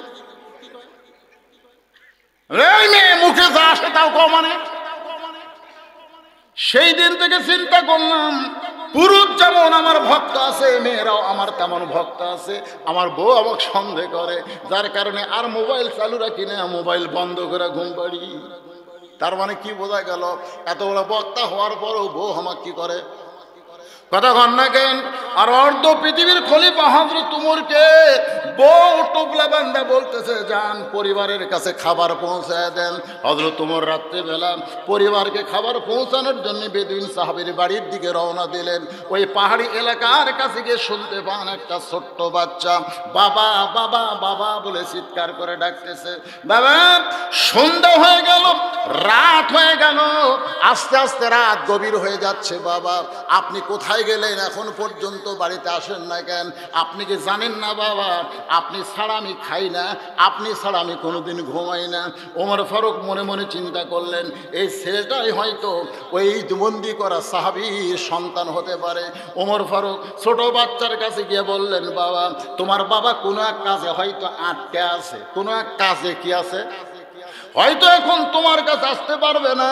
আমি তোমার বাবার দরদ দিয়া, তোমার বাবা যেমন তোমাকে দয়া করে এমন তেমন দয়া করে আমি তোমার সামনে খাবার নিয়ে আইছি, মেহেরবানি করে তুমি এবং তোমার মা এই খাবার খাও। সঙ্গে সঙ্গে ছেলেটা বলতেছে, পথিক, তুমি কি আল্লাহর কোরআন পড়ো? জোরে গন সুবহানাল্লাহ।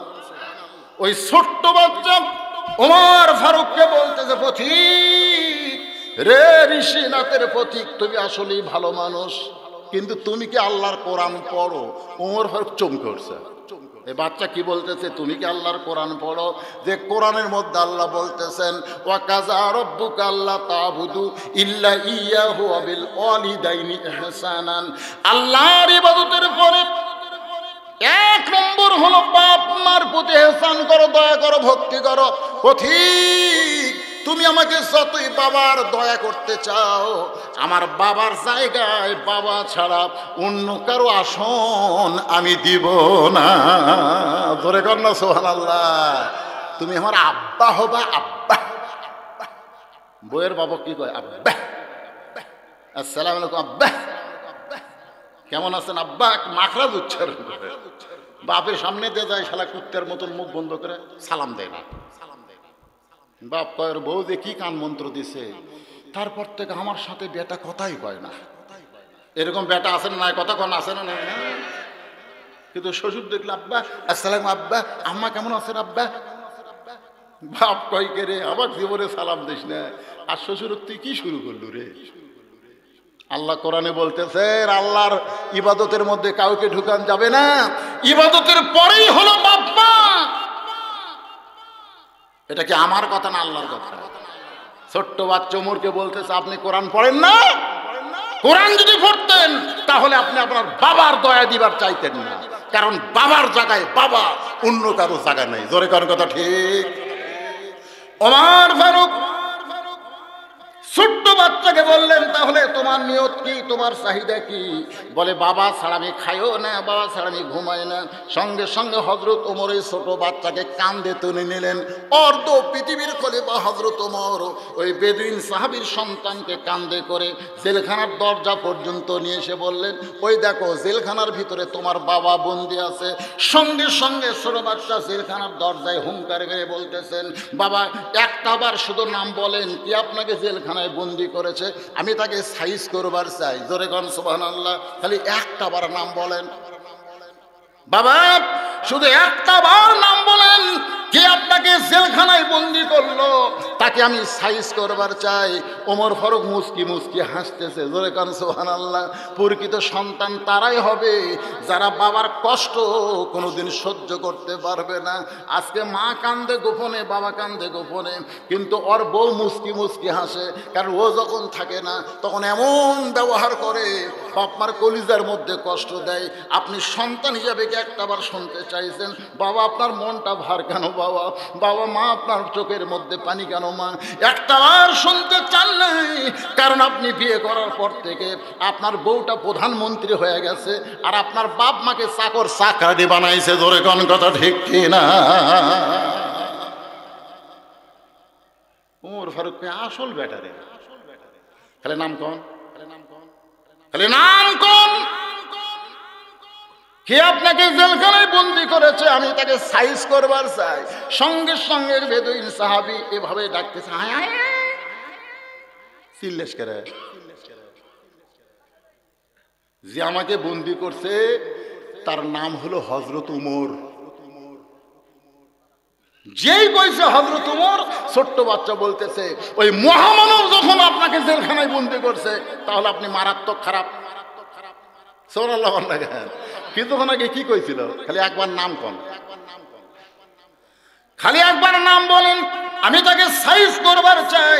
কিন্তু যেই বাবা নাম বলেছেন তার নাম হলো হযরত ওমর। সঙ্গে সঙ্গে কি বলতেছে? তাহলে আপনি ওই মহামানব যখন আপনাকে জেলখানায় বন্দি করেছে আপনি মারাত্মক খারাপ। এখন কার পক্ষে? কথা কয় না।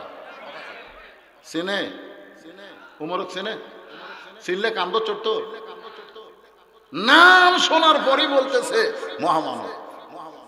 নাম শোনার পরে মহামানব বলার কারণ হলো ওই ছোট বাচ্চা যখন ঘুমাবার চায় না, বাপ ছাড়া যে ঘুমায় না, মায়ের কাছে বাপের কাছে ছেলে ঘুমায়, বাপের সঙ্গে ঘুমায়। এখন যখন ঘুম ধরে না তখন বাবা মহামানবের জীবনে শোনায়, বাবা তুমি জানো আল্লাহ আমাদেরকে এমন একজন নেতা দিয়েছে যে নেতা রাত্রেবেলা ঘুমায় না, রাতের বেলা মানুষের দুঃখ কষ্ট নিজের চোখে দেখে। দেখতে গিয়ে দেখে তাঁবুর বাইরে একটা পুরুষ মানুষ দৌড়াদৌড়ি করে, আমাদের নেতা তাকে সালাম দেয়, আসসালামু আলাইকুম আলাইকুম, লোকটা সালামের উত্তর দেয় না। হযরত ওমর আবার সালাম দেয়, আসসালামু আলাইকুম, লোকটা সালামের উত্তর দেয় না। পরে আবার যখন সালাম দিবার চাই, লোকটা চিল্লায় বলে, এই মিয়া, তুই কি মনে করছিস আমি ঠসা? ওমর ফারুককে বলতেছে, তুই কি মনে করেছেন ঠসা? দুইবার সালাম দিছিস, আবার দিবার চাস, তার মানে তুই সালামের অর্থ বুঝিস, খালি বারবার সালাম দিস। ওই বেদুইন সাহাবী বাচ্চাকে ওমর ফারুকের জীবনে শোনাচ্ছে, আমাকে মহামানব অর্ধবিদের খলিফার জীবনে শোন। তখন বলে, বাবা আমি সালামের অর্থ বুঝি না। সালামের অর্থ কি? বলে, সালামের অর্থ হলো আল্লাহ তোমার প্রতি রহমত বর্ষণ করুন। ওমর ফারুক বলতেছে, তোমার ঘোরাঘুরি দেখেই তো আমি দোয়া করতেছি, আল্লাহ তোমার প্রতি রহমত বর্ষণ করুন। ভাই তুমি তাবুর মধ্যেকার খবর জানো আমি কি জন্য ঘুরতেছি? আমার বউলে আমি অমুক জায়গাত রাত্রেবেলা যাবার চাইছি, কিন্তু মাঝ রাস্তাতে আসা প্রসব বেদনা শুরু হয়ে গেছে। এখন তাবুর মধ্যে আমার বউয়ের বাচ্চা হচ্ছে না, চিল্লা চিল্লি করে কান দিচ্ছে, এই চিন্তা আমি ঘুরতেছি আর খালি সালাম মারতেছি। ওমর ফারুক বলতেছি, ইন্নাল্লাহ মা সাবিরিন, ধৈর্যশীলদের সঙ্গে আল্লাহ আছে। ভাই একটু ধৈর্য ধরেন, আমার কাছে ভালো ধাত্রীর খবর আছে, খালি একটু ধৈর্য ধরেন। এক দৌড়ে অর্ধবিদীর খলিফা দরজা, আব্দুল্লাহ মা। ওমর ফারুকের ছেলের নাম হলো আব্দুল্লাহ। ছেলের নাম কি? আব্দুল্লাহ মা। আব্দুল্লাহ নাম উচ্চারণ করলেও সব। আব্দুল্লাহ নাম উচ্চারণ করলে কি? আব্দুর রহমান নাম বলেননি, কথা কয় না। রকেট নাম বললে, ডেভিড, এখানে ডেভিডও আছে, ডেভিড।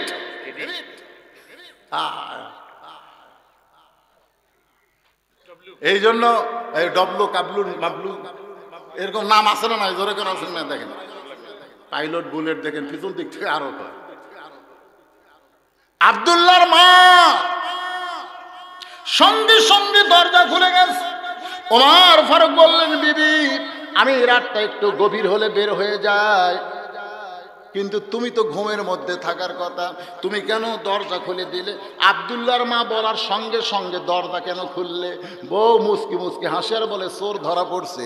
ওমর ফারুক বলেন, কিসের চোর? বলে, আপনি যখন মানুষের দুঃখ কষ্ট দেখার জন্য বের হয়ে যান, আমি তখন দরজায় দাঁড়িয়ে থাকি, ততক্ষণ পর্যন্ত আপনি যতক্ষণ ফেরত না আসবেন, ওগো স্বামী আপনি জনগণের কষ্ট দেখবেন আর আমি ঘুমাবো।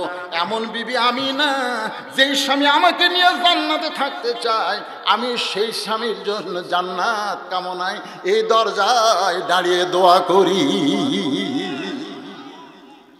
ওমর ফারুক বলতেছেন, তাহলে চলো অস্ত্র শস্ত্র নিয়ে জান্নাত যাই। বলে, কিসের অস্ত্র? বলে, কিসের অস্ত্র? বলতো না, একটা মেয়ে কাঁদতেছে, বাচ্চা হচ্ছে না, তার বাচ্চা ধরা লাগবে। অর্ধ পৃথিবীর খলিফার বউকে ধাত্রীমা বানায় নিয়ে গেছে, তাবুর অপর পৃষ্ঠে দিয়ে ঢুকিয়ে দিয়েছে। কিছুক্ষণ পরেই বলতেছে, আমির আল মুমিনিন আপনার বন্ধুকে বলেন তার স্ত্রী সুন্দরভাবে সন্তান প্রসব করেছে। যেরকম সুবহানাল্লাহ। যেই বলছে আমির আল মুমিনিন আপনার বন্ধুকে বলেন, তখন ওই তো খালি ওমর ফারুক বলে, ভাই কাঁপিস করে? আমিরুল মুমিনিন মানে আপনি? আমি তো উমর রে পাগলা। তিনবার সালাম দিছেন, আর আমি আপনার সঙ্গে যে খারাপ ব্যবহার করছি, তারপরেও আপনার বউ দিয়ে আমার বউয়ের প্রসব বেদনাকে লাঘব করলেন। সেই মহামানব আপনাকে জেলখানায় বন্দি করেছে, আপনি খারাপ। বাবা এমন কি খারাপ অপরাধ করেছেন যে অপরাধের কারণে খলিফাতুল মুসলিমিন হযরত ওমর আপনাকে জেলখানায় বন্দি করেছে? বাবা হযরত ওমর কোথায় থাকে আপনি একটু বলেন, আমি তার কাছে যাব, তার পাও ধরে কান্নাকাটি করে হলো আমার বাবাকে আমি জেলখানা থেকে মুক্ত করব, আমার বাবাকে জেলখানা থেকে মুক্ত করব। বেদিন সাহেব বলতে চাই, ছেলে তুমি যদি আমাকে জেলখানা থেকে বের করতে চাও, তাহলে ওমর ফারুকের কাছে গিয়ে জেলখানা থেকে বের করতে পারবা না। জেলখানা থেকে বের করতে গেলে শিক্ষামন্ত্রী হযরত আলীর কাছে তোমাকে যেতে হবে। সুবহানাল্লাহ বলেন। কি মন্ত্রী? জোরে কোন কি মন্ত্রী? শিক্ষামন্ত্রী। শিক্ষামন্ত্রী রে, আনা মাদিনাতুল ইলমে ওয়া আলী ও বাবুহা, রাসূল বলেছেন আমি হলাম ইলমের শহর, আলী হচ্ছে তার দরওয়াজা। আল্লাহ নবী যখন মদিনার প্রেসিডেন্ট ছিলেন, আলী তখন শিক্ষামন্ত্রী। কি মন্ত্রী? হযরত আবু বকর যখন খলিফা ছিলেন, আলী তখন শিক্ষামন্ত্রী। উমর ফারুক যখন খলিফা, আলী তখন শিক্ষামন্ত্রী। ধরে কোন সুবহানাল্লাহ। যাকে তাকে শিক্ষামন্ত্রী বানালে হবে না তো। আপনারা বলেন তো, দুনিয়াতে যত শিক্ষা আছে, কোন শিক্ষার দাম বেশি? কথা কয় না। খায়রুকুম মান তাআল্লামাল কুরআনা ওয়া আল্লামা। আল্লাহ রাসূল বলেছেন ওই ব্যক্তির মতন দামি সম্মানী ব্যক্তি কেউ নাই যে কোরআন শিখেছে এবং অপরকে কোরআনের শিক্ষা দেয়। আজকে আগডম বাগডম ঘোড়াডম সাদে ঢাকঢোল লোক ঝাঁতর বাসে এই মিথ্যা শিক্ষা তারা দিচ্ছে। তারা মাস গেলে 50,000 টাকা গুনে নিচ্ছে। জোরে কোন কথা ঠিক কিনা? আর জালিকাল কিতাবুল আরাইবা বিহুদাল লিল মুত্তাকিন, এই আল্লাহর কোরআনের শিক্ষা যারা দেয় তাদেরকে ভিক্ষা করে করে শিক্ষালয় চালাতে হয়। শিক্ষামন্ত্রী বর্তমানে আমাকে শিক্ষামন্ত্রী কে রে? শিক্ষার মধ্যে ঢুকে ওঠা দিল, আমরা নাকি বান্দর থেকে হয়েছি। এই মাধব ভাই, আবার উঠলো কে রে? কি এই দুষ্ট? না না না, আপনাকে কি খারাপ লাগতেছে? শিক্ষামন্ত্রী কোন শিক্ষার গুরুত্ব বেশি? কোন শিক্ষা করলে জান্নাতে যাওয়া যাবে? কোন শিক্ষা করলে নিজকে পবিত্র রাখা যাবে? এই শিক্ষার উপরে গুরুত্ব দেওয়ার দরকার আছে না নাই? জোরে কোন আছে না নাই? মা আমাকে বলে হুজুর, ছেলে আমার বাথরুমে যেও খাড়া হয়ে পেশাব করে। বাইরে তো করি, রাস্তাঘাটে দেরি যায় সেটি করে। আবার আমি যখন গোসল করাবার যাই, ওই খাড়া হয়ে মারে। ওকে বসতে পেশাব কর বাবা, ওই মানে না। তো দেখেন তো, দোয়া দিয়া বসান চাই খেলে। তাই আমি কইলাম, কেরে পাগলা, খাড়া হয়ে পেশাব করিস করে? লেখাপড়া ক্লাস 1-এ পড়িস আসা, তো কেমনে পেশাব করা লাগে তোর স্যার তো শিখাইবি। পাগলা, খাড়া হয়ে পেশাব করিস, তোর স্যার তো শিখাইনি। কি যখন চাষা প্রাইমারি পেশাবখানার যায়, দিকে আমার স্যারই খাড়া হয়ে পেশাব করে, ওর স্যারই খাড়া হয়ে মারে, তাহলে বসবি। আজকে সেই শিক্ষার জন্য হাজার হাজার কোটি টাকা বাজেট করতেছে, আর আল্লাহর কোরআনের শিক্ষার জন্য 1 টাকাও বাজেটে নাই। জোরে কোন কথা ঠিক কি না? আপনাকে বাজেট আছে, মাদ্রাসা চালু আছে। বাজেট আপনারা না দিলে মাদ্রাসা শেষ। ওয়াজ আমি ভাবে করতেই থাকবো, আপনারা শুনতেই থাকবেন, আলহামদুলিল্লাহ, শেষ না হওয়া পর্যন্ত। রাজি আছেন? তো এই মুহূর্তে 5টা মিনিটের জন্য আপনাদের কাছে একটু গামছা যাবে। এই কোরআনের শিক্ষাকে চালু রাখার জন্য যারা আল্লাহর কোরআনকে ভালোবাসেন, কারা কারা 2 হাত তুলে আল্লাহকে একটু দেখান তো ভাই। এই 2টা হাত তুলে দেখান রে। হাত তুলে টাকা যদি নাও দেন তাও হাত তোলেন তো, টান টান করে হাত নামান। জেলখানা থেকে বের করতে পারবা না। জেলখানা থেকে যদি বের করতে চাও তাহলে শিক্ষামন্ত্রী হযরত আলীর কাছে যাও। কারণ আমি যখন এই 3টা ওয়াজ করেছি, তখন উমর ফারুক ছিল, ওসমান ছিল, অসংখ্য সাহাবী ছিল, কিন্তু হযরত আলী ওই জায়গায় ছিল না। যদি আলী থাকতো শ্রোতার আসনে, তাহলে আমার এই জেলখানায় ঢোকা লাগতো না। জোরে কর না সুবহানাল্লাহ। ছেলেকে পাঠায় দিচ্ছে কার কাছে? আলীর কাছে না, কারণ শিক্ষামন্ত্রী। এ ধরে কোন কি মন্ত্রী? হ্যাঁ, শিক্ষামন্ত্রী কলে এমনি। হ্যাঁ, মহিলাদের মধ্যে বলেছে, মায়েরা আল্লাহর রাস্তায় একটু দান করবেন। আমার মা যারা পর্দার অন্তরে বসে আছেন, এখন আপনাদের ওয়াজ আসতেছে, কারণ এমন একজন শিক্ষামন্ত্রীর আমরা আলোচনা করব যার বউটাকে বলা হয়েছে খাতুনে জান্নাত, ফাতেমা জান্নাতি নারীদের নেত্রী হবে। ফাতেমার পেট থেকে আল্লাহ 2টা সন্তান দিয়েছে, একটা হলো হাসান আর একটা হলো হোসাইন। ধরে বলেন ঠিক কি না? ছোট্ট বাচ্চা বলে, বাবা তাহলে শিক্ষামন্ত্রীর দফতর কোন দিকে? দফতর শিক্ষামন্ত্রী, প্রত্যেকটা মন্ত্রী একটা করে দফতর আছে না নাই? সচিবালয় আছে না নাই? ধরে কোন আছে না নাই? কোন দিকে গেলে শিক্ষামন্ত্রীর দপ্তর পাওয়া যাবে। বেদুইন সাহাবী বলতেছে, আল্লাহ আমাদের কেমন একজন শিক্ষামন্ত্রী দিয়েছে যার কোনো দপ্তর নাই, যার কোনো বাড়ি নাই, একটা ভাঙ্গা চূড়া বাড়ি আছে এই রাস্তায়। ওই জেলখানা থেকে রাস্তা বাতলায় দিছে। ওই রাস্তা অনুযায়ী বেদুইন সাহাবের ছোট্ট বাচ্চা গিয়া দেখে শিক্ষামন্ত্রীর বাড়ির ভাঙ্গা চূড়া দরজায় দুইজন যুবক দাঁড়ায় আছে। একটা যুবকের নাম হলো হাসান, আর একটা যুবকের নাম হইল হোসাইন। সুবহানাল্লাহ। পুলিশ, শিক্ষামন্ত্রীর বাড়ির পুলিশ কেন নাই কও পারেন? আমি কি করছি? যখন আমি কম পরকার কথা আপনারা কবেন। র্যাব, বিজেপি, বডিগার্ড, দুইটা যুবক দাঁড়ায় আছে। একটা নাম হাসান, একটা নাম হোসাইন। এ যুবকের, মেসি আর নেইমার নিয়ে সব পাগলা হয়ে গেছে। মেসি আর নেইমার হাসরের ময়দানে আল্লাহ মেসি নেইমারকে যখন বলবে তোরা তো খ্রিস্টান, ওমাইয়া কি গয়রাল ইসলাম দিন, এ আয়াত অনুযায়ী মেসি নেইমার কি জান্নাতি না জাহান্নামী?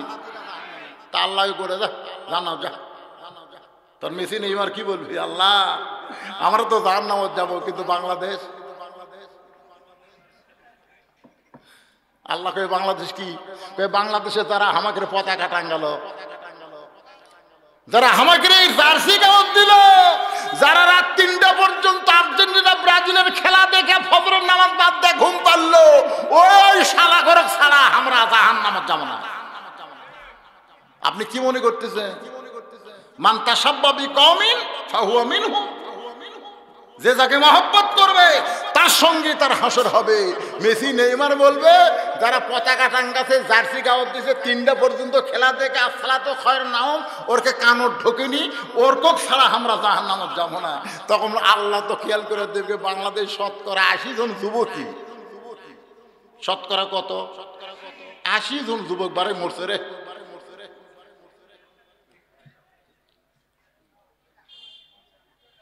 এই পুচকারা হয়ে সামনে পুচকা বসে নাই, আমার এক লাঠি আছে হোসাইন, তানজিমুল উম্মাহ হাফেজে মাসাদ পড়ে। ও আমাকে একদিন বলতেছে, না না আপনি কোন দল? আমি বললাম তুই কোন দল? কয় মেসি।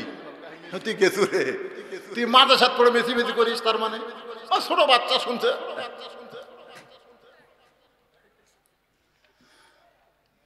সাইদুস শাবাবি আহলুল জান্নাহ হাসান হোসাইন রাদিয়াল্লাহু তাআলা আনহুমা। রে যুবকরা শোনো, জান্নাতি যুবকদের সর্দার হবে 2 জন। একজনের নাম হলো হাসান, আর একজনের নাম হলো হোসাইন। কি ভাই খবর করে পারলেন না? তো থাক। আচ্ছা আচ্ছা, আল্লাহর বান্দারা একটু মনোযোগ দিয়ে কথাগুলো খেয়াল করবেন। ওই ছোট বাচ্চা 2 যুবককে সালাম দিয়ে বলতেছে শিক্ষামন্ত্রীর বাড়ি কোনটা? হাসান হোসেন বলতেছে শিক্ষামন্ত্রীর নাম কি? তুমি যে শিক্ষামন্ত্রী খুঁজতেছ, বলে তার নাম হলো হযরত আলী। বলে এইটাই হলো তার বাড়ি। আমরা হলাম তার সন্তান হাসান হোসাইন। সঙ্গে সঙ্গে হযরত আলী বাড়ি থেকে বের হয়েছে। শিক্ষামন্ত্রীর কাছে যাওয়া লাগে নাই, বরং শিক্ষামন্ত্রী ছোট বাচ্চার কাছে দাঁড়ায় গেছে। জোরে গান সুবহানাল্লাহ। আল্লাহর কোরআন দিয়ে যখন রাষ্ট্র চলবে, তখন নেতার কাছে যাওয়া লাগবে না, নেতারা তখন জনগণের কাছে চলে আসবে। সুবহানাল্লাহ কন্যা কেন? নেতার কাছে যাওয়া লাগবে। এখন ভোটের আগে নেতার কাছে যাওয়া লাগে না নেতারাই আপনার কাছে আসে? ভোটের আগে দেখলে মনে হয় এরা ফেরেশতা রে। সকলের বাড়ি বাড়ি যায়, সালাম দেয়, গাড়ি পর্যন্ত থামায়। ফকির দেখে গাড়ি থামাচ্ছে। ড্রাইভার কয় স্যার কি জন্য ব্রেক? কয় ওতে মানুষ আসতেছে। কয় ওটা মানুষ না স্যার, ফকির। ভোটের আগে কিসের ফকির?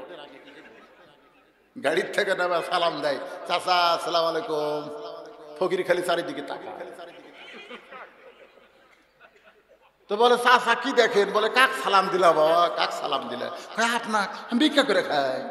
ভোটের আগে আপনি ওটা হামোতে। একটা নেতার যা চরিত্র ভোটের আগে বাড়াই ভাই রে। এই চরিত্র যদি ধরে রাখবার পারে নেতা হওয়ার উপরে, আর জনগণের কাছে ভোট চাইতে হবে না, মরা পর্যন্তই ভোট পাবি। জোরে কোন কথা কোন ঠিক কিনা?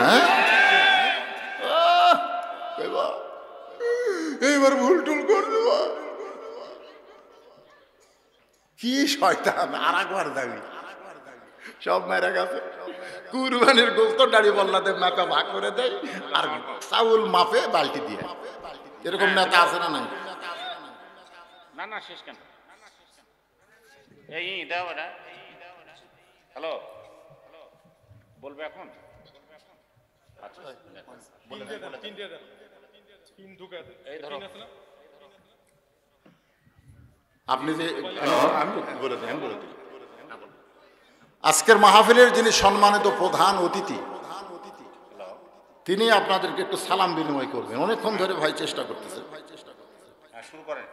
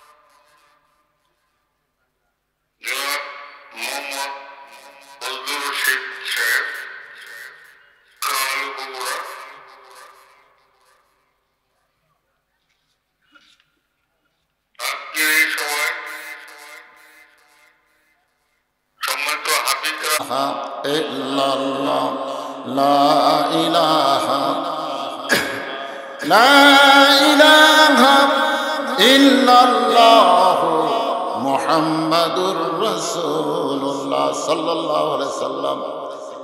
হযরত আলী বলতেছেন, বাজান তোমার মতন ছোট্ট বাচ্চা আমার খোঁজ কেন করতেছ? বলে, হযরত ওমর আমার বাবাকে জেলখানায় বন্দী করেছে। যেই মাত্র শুনেছে হযরত ওমর জেলখানায় বন্দী করেছে, আলী বলতেছেন উমরের মতন মহামানব যখন জেলখানায় বন্দী করেছে, তাহলে তোমার বাবা নিশ্চয়ই অপরাধ করেছে।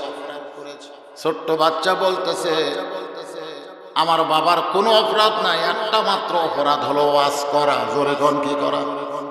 জোরে বলেন কি করা? যেই মাহফিলে শুধু আপনি ছিলেন না, সবাই ছিল, সবাই ছিল, আপনি ছিলেন না। আমার বাবা আমাকে বলেছে, ওমর ফারুক আমাকে জেলখানা থেকে বের করে দিবে না, বরং বন্ধ করেছে। আমাকে যদি জেলখানা থেকে বের করতে চাও, তাহলে শিক্ষামন্ত্রী হযরত আলীর কাছে যাও। জোরে গান সুবহানাল্লাহ। হযরত আলী বুঝতে পারলেন কথার মধ্যে গুরুত্ব আছে, আছে না নাই? যে আমাকে যদি জেলখানা থেকে বের করতে চাও, তাহলে শিক্ষামন্ত্রী হযরত আলীর কাছে যাও। হযরত আলী ছোট বাচ্চার সঙ্গে জেলখানায় যেই মাত্র দরজায় দাঁড়াইছে, বেদুইন সাহাবী সালাম দিয়ে বলতেছে, মাত্র 3টা ওয়াজ করেছি। বলে, কি ওয়াজ করলে তুমি? যে ওয়াজ করার কারণে তুমি জেলখানায় বন্দী হয়ে গেলে। 1 নম্বর ওয়াজ হলো ইন্নী উহিব্বুল ফিতনা, মনে আছে না? ভুলে গেছেন? 2 নম্বর ইকরাহুল হক, 3 নম্বর আশহাদু মা লাম আরব। সঙ্গে সঙ্গে হযরত আলী বলতেছেন, আল্লাহু আকবার। আপনারা মাঝে মধ্যে বক্তার ওয়াজ শোনার পরে তাকবীর দেন না? দেন কি দেন না? কোন ওয়াজ শুনে তাকবীর দেন? ঠান্ডা না গরম? গরম ওয়াজ শুনে। তাহলে হযরত আলী বেদিন সাহাবী 3টা ওয়াজ শোনার পরে কি সুবহানাল্লাহ কসে না তাকবীর দিছে? তাহলে আলী যদি তাকবীর দেয়, আপনাদের দিতে আপত্তি আছে? এরা ঘরে ঘরে, এ ভাই ঘরে বসেন বা আমি আপনাদের নওগাঁ জেলায় বেশ করে মান্দা, মহাদেবপুর, পত্নীতলা, নজিপুর এই কয়েকটা থানায় 12টার পরে ওয়াজ হয় না। খুবই ভালো, খুবই ভালো। মানে বক্তা তুলে দেয় 9:30টায়, আমার মতন বক্তা কমপক্ষে 2-2.5 ঘন্টা ওয়াজ করে 12টার মধ্যে আল্লাহুম্মা আমিন। কিন্তু আজকে একেবারে 12:15 বাজে গেছে, বুঝলেন না? তার মধ্যে নেতা নাই, নেতার মোবাইলে ভাষণ, অনেকে নেতা সরাসরি ভাষণ দিলে মনে হয় থেমে গেছেন, বড় একটা তকবির দিলে মনে হয় আবার সে এতন পাবেনি, মনে হচ্ছে তাই মনে হচ্ছে না? দিয়ে পারবেন একটা তকবির? গলা খাকারে দেন তো দেখি। লিল্লাহে তাকবীর। হযরত আলী আল্লাহু আকবার বলে বলতেছে, এমন সুন্দর ওয়াজ করেছো, এর চাইতে ভালো ওয়াজ আর কোরআন হাদিসে নাই। জোরে কোন সুবহানাল্লাহ। এমন 3টা ভালো ওয়াজ করছো, যার চাইতে ভালো ওয়াজ নাকি কোরআন হাদিসে নাই। তাহলে জেলখানার ভালো ওয়াজ করলে জেলখানার বন্দি করা, তার মানে আজও বাংলাদেশে আমার মতন ফেস্টা বক্তা মোস্তাফা আমিন ভাইয়ের মতো ভাই বন্দি তুলে হচ্ছিলেন নাকি? আপনার এই হাসানা বক্তা এদের ওয়াজের মধ্যে বেশি হাসি দেয়। কবে থেকে জানেন? আমি কিন্তু 8-9 বার গেছি, 1-2 বার। পরে আমি ওয়াজ করি, আমি ঠিক চিন্তা করে দেখলাম যে হাসির মধ্যে দিয়ে মার দেওয়া লিখবে, জোরে কোন কথা লিখছে না অনেক লোকরা। সেজন্য আমার ওয়াজের মধ্যে তকবীর কম, কারণ কি হাসতে হাসতে মার, হাসতে হাসতে মার। বসান এদের করছেন, বসান, বসাই তো আছে, বসাই তো আছে। সুবহানাল্লাহ।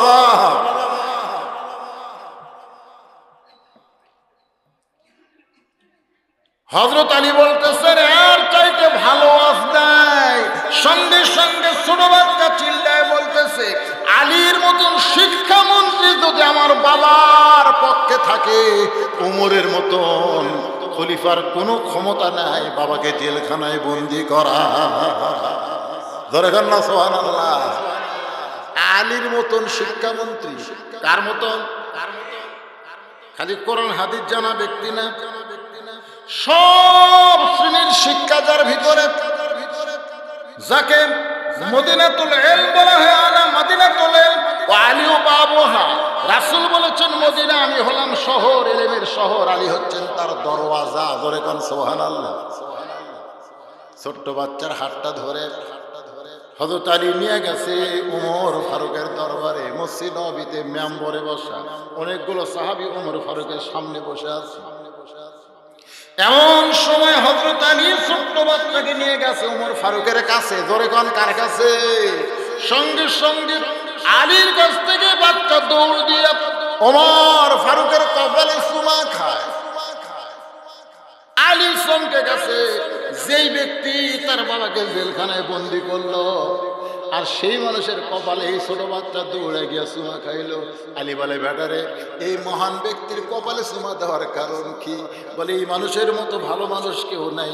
গভীর রাত্রে আমাকে কান্দে করে আমার বাবার জেলখানার দরজা পর্যন্ত পৌঁছায়া দেয়। সুবহানাল্লাহ। এই মানুষের মতন ভালো মানুষ কে আছে? যে মানুষটা বাবার দরদ দিয়ে গভীর রাত্রে আমাকে কান্দে করে আমার বাবার জেলখানার দরজা পর্যন্ত পৌঁছে দেয়। আলী বলতে, তো পাগল রে, এই মানুষটাই তোর বাবাকে জেলখানায় বন্দি করেছে। এই মানুষটাই তোর বাবাকে জেলখানায় বন্দি করেছে। ওমর ফারুক বলতেছেন, কি দরকারে আপনি আমার কাছে আইছেন? আপনি ডাকলি তো আমি আপনার দপ্তরে যাইতাম। আলীকে রাসূল বিদায় নেওয়ার পরে প্রত্যেকটা সাহাবী ওস্তাদের মতো সম্মান করতেন। জোরে গান সুবহানাল্লাহ। আলী বলতেছেন, এই ছোট ছেলের বাবাকে আপনি জেলখানায় বন্দি করেছেন। ওমর ফারুক বলতেছে, বাহিরে রাখলে বিপদ হতো, কারণ এমন 3টা খারাপ ওয়াজ করেছে যে খারাপ ওয়াজ শোনার পরে প্রত্যেকটা সাহাবী রাগে গড়গড় করতেছে। শুধু নিরাপত্তা দেওয়ার জন্য আমি তাকে জেলখানায় বন্দি করেছি। তবে বন্দি করার আগে আমি বলেছিলাম, ওয়াজ পাল্টাও। জোরে কোন কি পাল্টাও? বরং ওয়াজটা না পাল্টে আমাদের বলেছে, আমি এমন ওয়াজ করতেছি, আমি ওয়াজ পাল্টাবো না, বরং আপনারাই বুঝবার পারতেছেন। আলী বলতেছেন ওয়াজ কেন পাল্টাবে? কারণ যে 3টা ওয়াজ করেছে এর চাইতে সত্য কোনো ওয়াজ নাই। ওমর ফারুক বলতেছে, আলী রে আপনি কি ওয়াজটা শুনেছেন? বলে 1 নম্বর ওয়াজ হলো ইন্নী উহিব্বুল ফিতনা, ফিতনাকে মহব্বত করা। ওমর ফারুক বলতেছেন ফিতনাকে মহব্বত মুসলমান কেমনে করবে? যে ফিতনা সম্পর্কে রাসূল বলেছেন আল ফিতনাতু আশাদ্দু মিনাল কতল, আল ফিতনাতু আশাদ্দু মিনাল জিনা, ফিতনা হলো কতলের চাইতে জিনার চাইতেও মারাত্মক গুনাহ।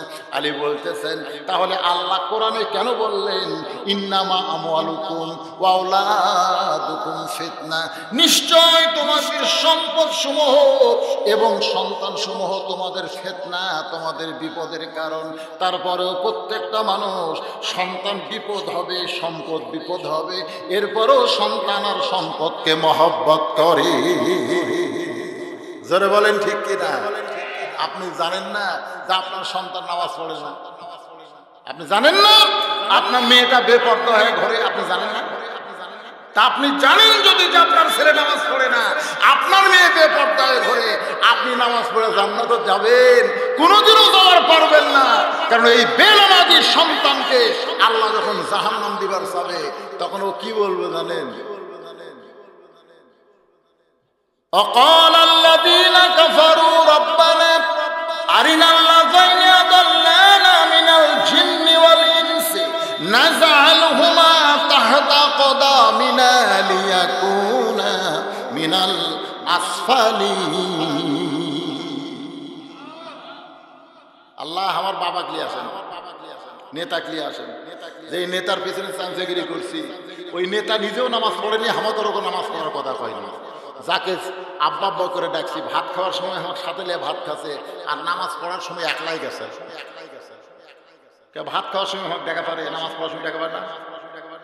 অনেক বাপ আছে না? নাই আচ্ছা আব্বু ভাত খায়, বাবা রে ভাত খাওয়ার সময় ডাকে, বাবা আসো নামাজ যায়, তা কয় না। তা আমার বাবা একলাই নামাজ পড়ে জান্নাতে যাবি, আর আমাকে আপনি জাহান্নামে পাঠাবেন। লিয়ে আসেন বাবু, লিয়ে আসেন বাবু। আল্লাহ তখন বাবক নিয়ে আসবে, ও তখন বলবে শুধু হেল দেন, আর মুখের উপর পাও দিয়ে আমি জাহান্নামে যাবো। ওই মুখ থাকতে আমি খারাপ হয়ে গেলাম, নষ্ট হয়ে গেলাম, আমাকে ভালো করার চেষ্টা করেনি কেন? মুখের উপরে বুকের উপরে পাড়া দিয়ে সন্তান জাহান্নামে যাবে। আপনার মেয়ে 17 বছর, বিয়ার বয়স হয়নি, সরকার কইছে 18, আর আছে 17। ওই যে প্লাজো করে হাইল করে গিলগিল করে সারা গ্রাম ঘরে কথা বল না কেন? আপনার দেখা লাগবে না এই মেয়ে কার? এই মেয়ে কার? এই মেয়ের কারণে গোটা গ্রামের ছেলেরা খালি মিস কল মারতেছে, মিস কল, মোবাইলেও মারে, চোখেও মারে। আয় আয় এখন আর মিস কল মারতেছে ঈদের পরের দিন ডানা পার্কে, নগাঁতে যে পার্ক গুলো হসে, হাই রে হাই রে কি হসে রে। আর আপনাকে যে মসজিদ দেখার নিয়তে অনেক আছে এটিও ফিল্ডিং মারে। ধরে কোন কথা ঠিক কথা কর না, এরা কি নামাজ পড়বার আসে? তা মসজিদ দেখবার আসে, দেখবার বছর মতো দেখবার আসে, হেরেও যায়, খুঁজিয়া খুঁজে বার করে। মারাত্মক কথা। সভাপতি সাহেব, সভাপতি সাহেব, মসজিদের সভাপতি মাশাআল্লাহ, আজকের আল্লাহ বাবা হিসাবে সর্বপ্রথম দায়িত্ব আপনার নিজের সন্তানকে নিজে সাইজ করা। ধরে কর কথা ঠিক কিনা? একটু মনোযোগ দিয়ে শোনেন। আপনি জানেন সন্তান আপনার বিপদ। এই সন্তান নামাজ পড়ে না, এই সন্তান সারাদিন সারা রাত খালি মোবাইল টিপে, এই সন্তান ফ্রি ফায়ার পাবজি খেলে, দুনিয়ার কোনো খেয়াল নেই। যে মেয়েটা বেপরদা হয়ে ঘরে, এরপরেও আপনি তাকে মহব্বত করেন। আপনি জানেন এখানে বলা হয়েছে আমওয়ালুকুম, আগে বলা হয়েছে তোমাদের সম্পদ। আপনি জানেন আজকে যদি 100 টাকা দান করি, ওই 100 টাকা জান্নাতের ব্যাংকে আল্লাহ জমা রাখবে। পকেটে যে টাকাটা রাখবেন আপনি দুনিয়ার ব্যাংকে রাখলেন, এই দুনিয়ার ব্যাংকে টাকা রাখার কোনো বিশ্বাস নেই। অনেক নেতারা পর্যন্ত ব্যাংকের টাকা মারিয়া বিদেশত পাঠায়। জোরে কোন কথা ঠিক কিনা? কথা কন না কেন ভাইরা? যারা দুনিয়ার ব্যাংকে টাকা রেখে মজা মারতে, আমার এত লাখ টাকা ব্যাংকত আছে, কোনো মজা নাই। মরার সাথে সাথে ওই টাকা বাটার জন্য আপনার ছেলে মেয়েরা গন্ডগোল করবে। ধরে কোন ঠিক কিনা? এটা বাংলাদেশে প্রমাণ হয়ে গেছে। বাপ মরে গেছে, 24 ঘন্টা মশারির ভিতরে আছে, বেটারা গন্ডগোল লাগছে, কোন ব্যাংকে কত টাকা আছে, ওই বাসা কাক দিল, ওই বাসা কাক দিল। আশেপাশের লোক তাই কে রে, মূল আর বাপ সেই 24 ঘন্টা আগে নাই কি গো, নাই মারি দেওয়ার কথা নাই। বাড়ির মধ্যে গেলে হয়ে হয়ে শোনা ভাই, আইসা দেখে লাশ পৌঁছে মাসি ধরছে। বেটারা খালি সম্পদের হিসাব করতেছে, বাপের কত লাখ টাকা থাকে, কোটি কি আছে, এইলে হিসাব করতেছে। ওই মরা বাপের দিয়ে খেয়াল নেই। পাড়ার লোকের আসা গোসল করে কাপন করে কবর দিছে, তাও এরকে গন্ডগোল মিশে হাসতেছেন। আজকে টাকা দিবার করলাম, খালি ছেঁড়া টাকা দিলেন না ভালো টাকা দিচ্ছেন? আমার ঈদের মাঠে বুঝলেন ওই গামছা ধরে টাকা আদায় করে আমার মাঠের আদায়। এখন এই মুহূর্তে মাঠের ইমামের আদায় হবে, তখন সবাই পকেট থেকে ছিঁড়া টাকা বের করে। যেই টাকা পানা লেনি সালা ধরনি, ওই কাগজের টেপ মারা টাকা মারছে ফিকা। টাকা নিয়ে আমি বাড়ি যাচ্ছি, আমার নামাজ হচ্ছে 8টায় শুরু, 9টায় শেষ। বাড়ি যাচ্ছি 12টা পর্যন্ত টাকা গুনেছি, তার টাকা ঘুম আসতে আসতে 10 টাকা 20 টাকা 10 টাকা 20 টাকা পুটি মারা সাইজ করা। আজকে যে টাকাটা আপনারা দিলেন গামছা, কি টাকা যে দিচ্ছেন? পকেটের মধ্যে 4টা লোট আছে, 500 আছে, 200 টাকার লোট আছে, 100 টাকার লোট আছে, 10 টাকার লোট আছে। আপনি কম তো কোনটা আপনি দিচ্ছেন? 500 টাকা, 200 টাকা, 100 টাকা না 10 টাকা? হ্যাঁ, যেটা বড় সেটাই দিচ্ছেন? না রে ভালো নয়, যেটা বড় 500, 200, 50 আর 10, এই 4টা লোটের মধ্যে কোনটা দিচ্ছেন? না না সেটা তো টেজত পাইছি রে ভাই, আপনাকে কথা বলতেছে ভাই রে। এ গামছা গামছা মাশাআল্লাহ আপনি দিছেন দেখে জোরে বলে বাড়তেছেন। সুবহানাল্লাহ। আল্লাহর মাত্র 50 জন পাগলাকে আমি এখানে দেখতে চাই, যাদের বাপ মা কবরে গেছে, রাত 12টার পরেও যারা মাহফিল থেকে ওঠে নাই। হযরত আলী ওমর ফারুকের কাছে ছোট বাচ্চাকে নিয়ে দাঁড়ায় আছে। 1 নম্বর ইন্নী উহিব্বুল ফিতনার ব্যাখ্যা চলতেছে। আসে ব্যাখ্যা ফিতনা মহব্বত, আমওয়ালুকুম আওলাদুকুম, সম্পদ আর সন্তানকে মহব্বত করার কারণে মানুষ যে কত বিপদ আছে, এই বিপদে থাকার কারণে মানুষ জাহান্নামে হবে। এরপরও এই দুইটাকে সবচাইতে মহব্বত করবে। জোরে করে কথা ঠিক কি? মসজিদের দান বাক্স তখন আসে মুখের সামনে, চোখ বন্ধ করে খেয়াল করে, দেওয়ার মতো কোনো টাকা আছে? পকেটে কিন্তু আছে, দেওয়ার মতন নেই। মানে আল্লাহ দেওয়ার মতন নেই, মানে ছোট টাকা নেই। এমন ঠেলা মারছে এই 2 জন পার হয়ে 3 জনের জায়গাতে। তখন এই যে 2 জন ওরা খুশি হবে, জাগরে তোর হাতত জোর আছে রে। তখন 2 কান্দের 2 ফেরেশতা বলতেছে, আল্লাহ এই শালার কান্দ তোমরা থাকো না।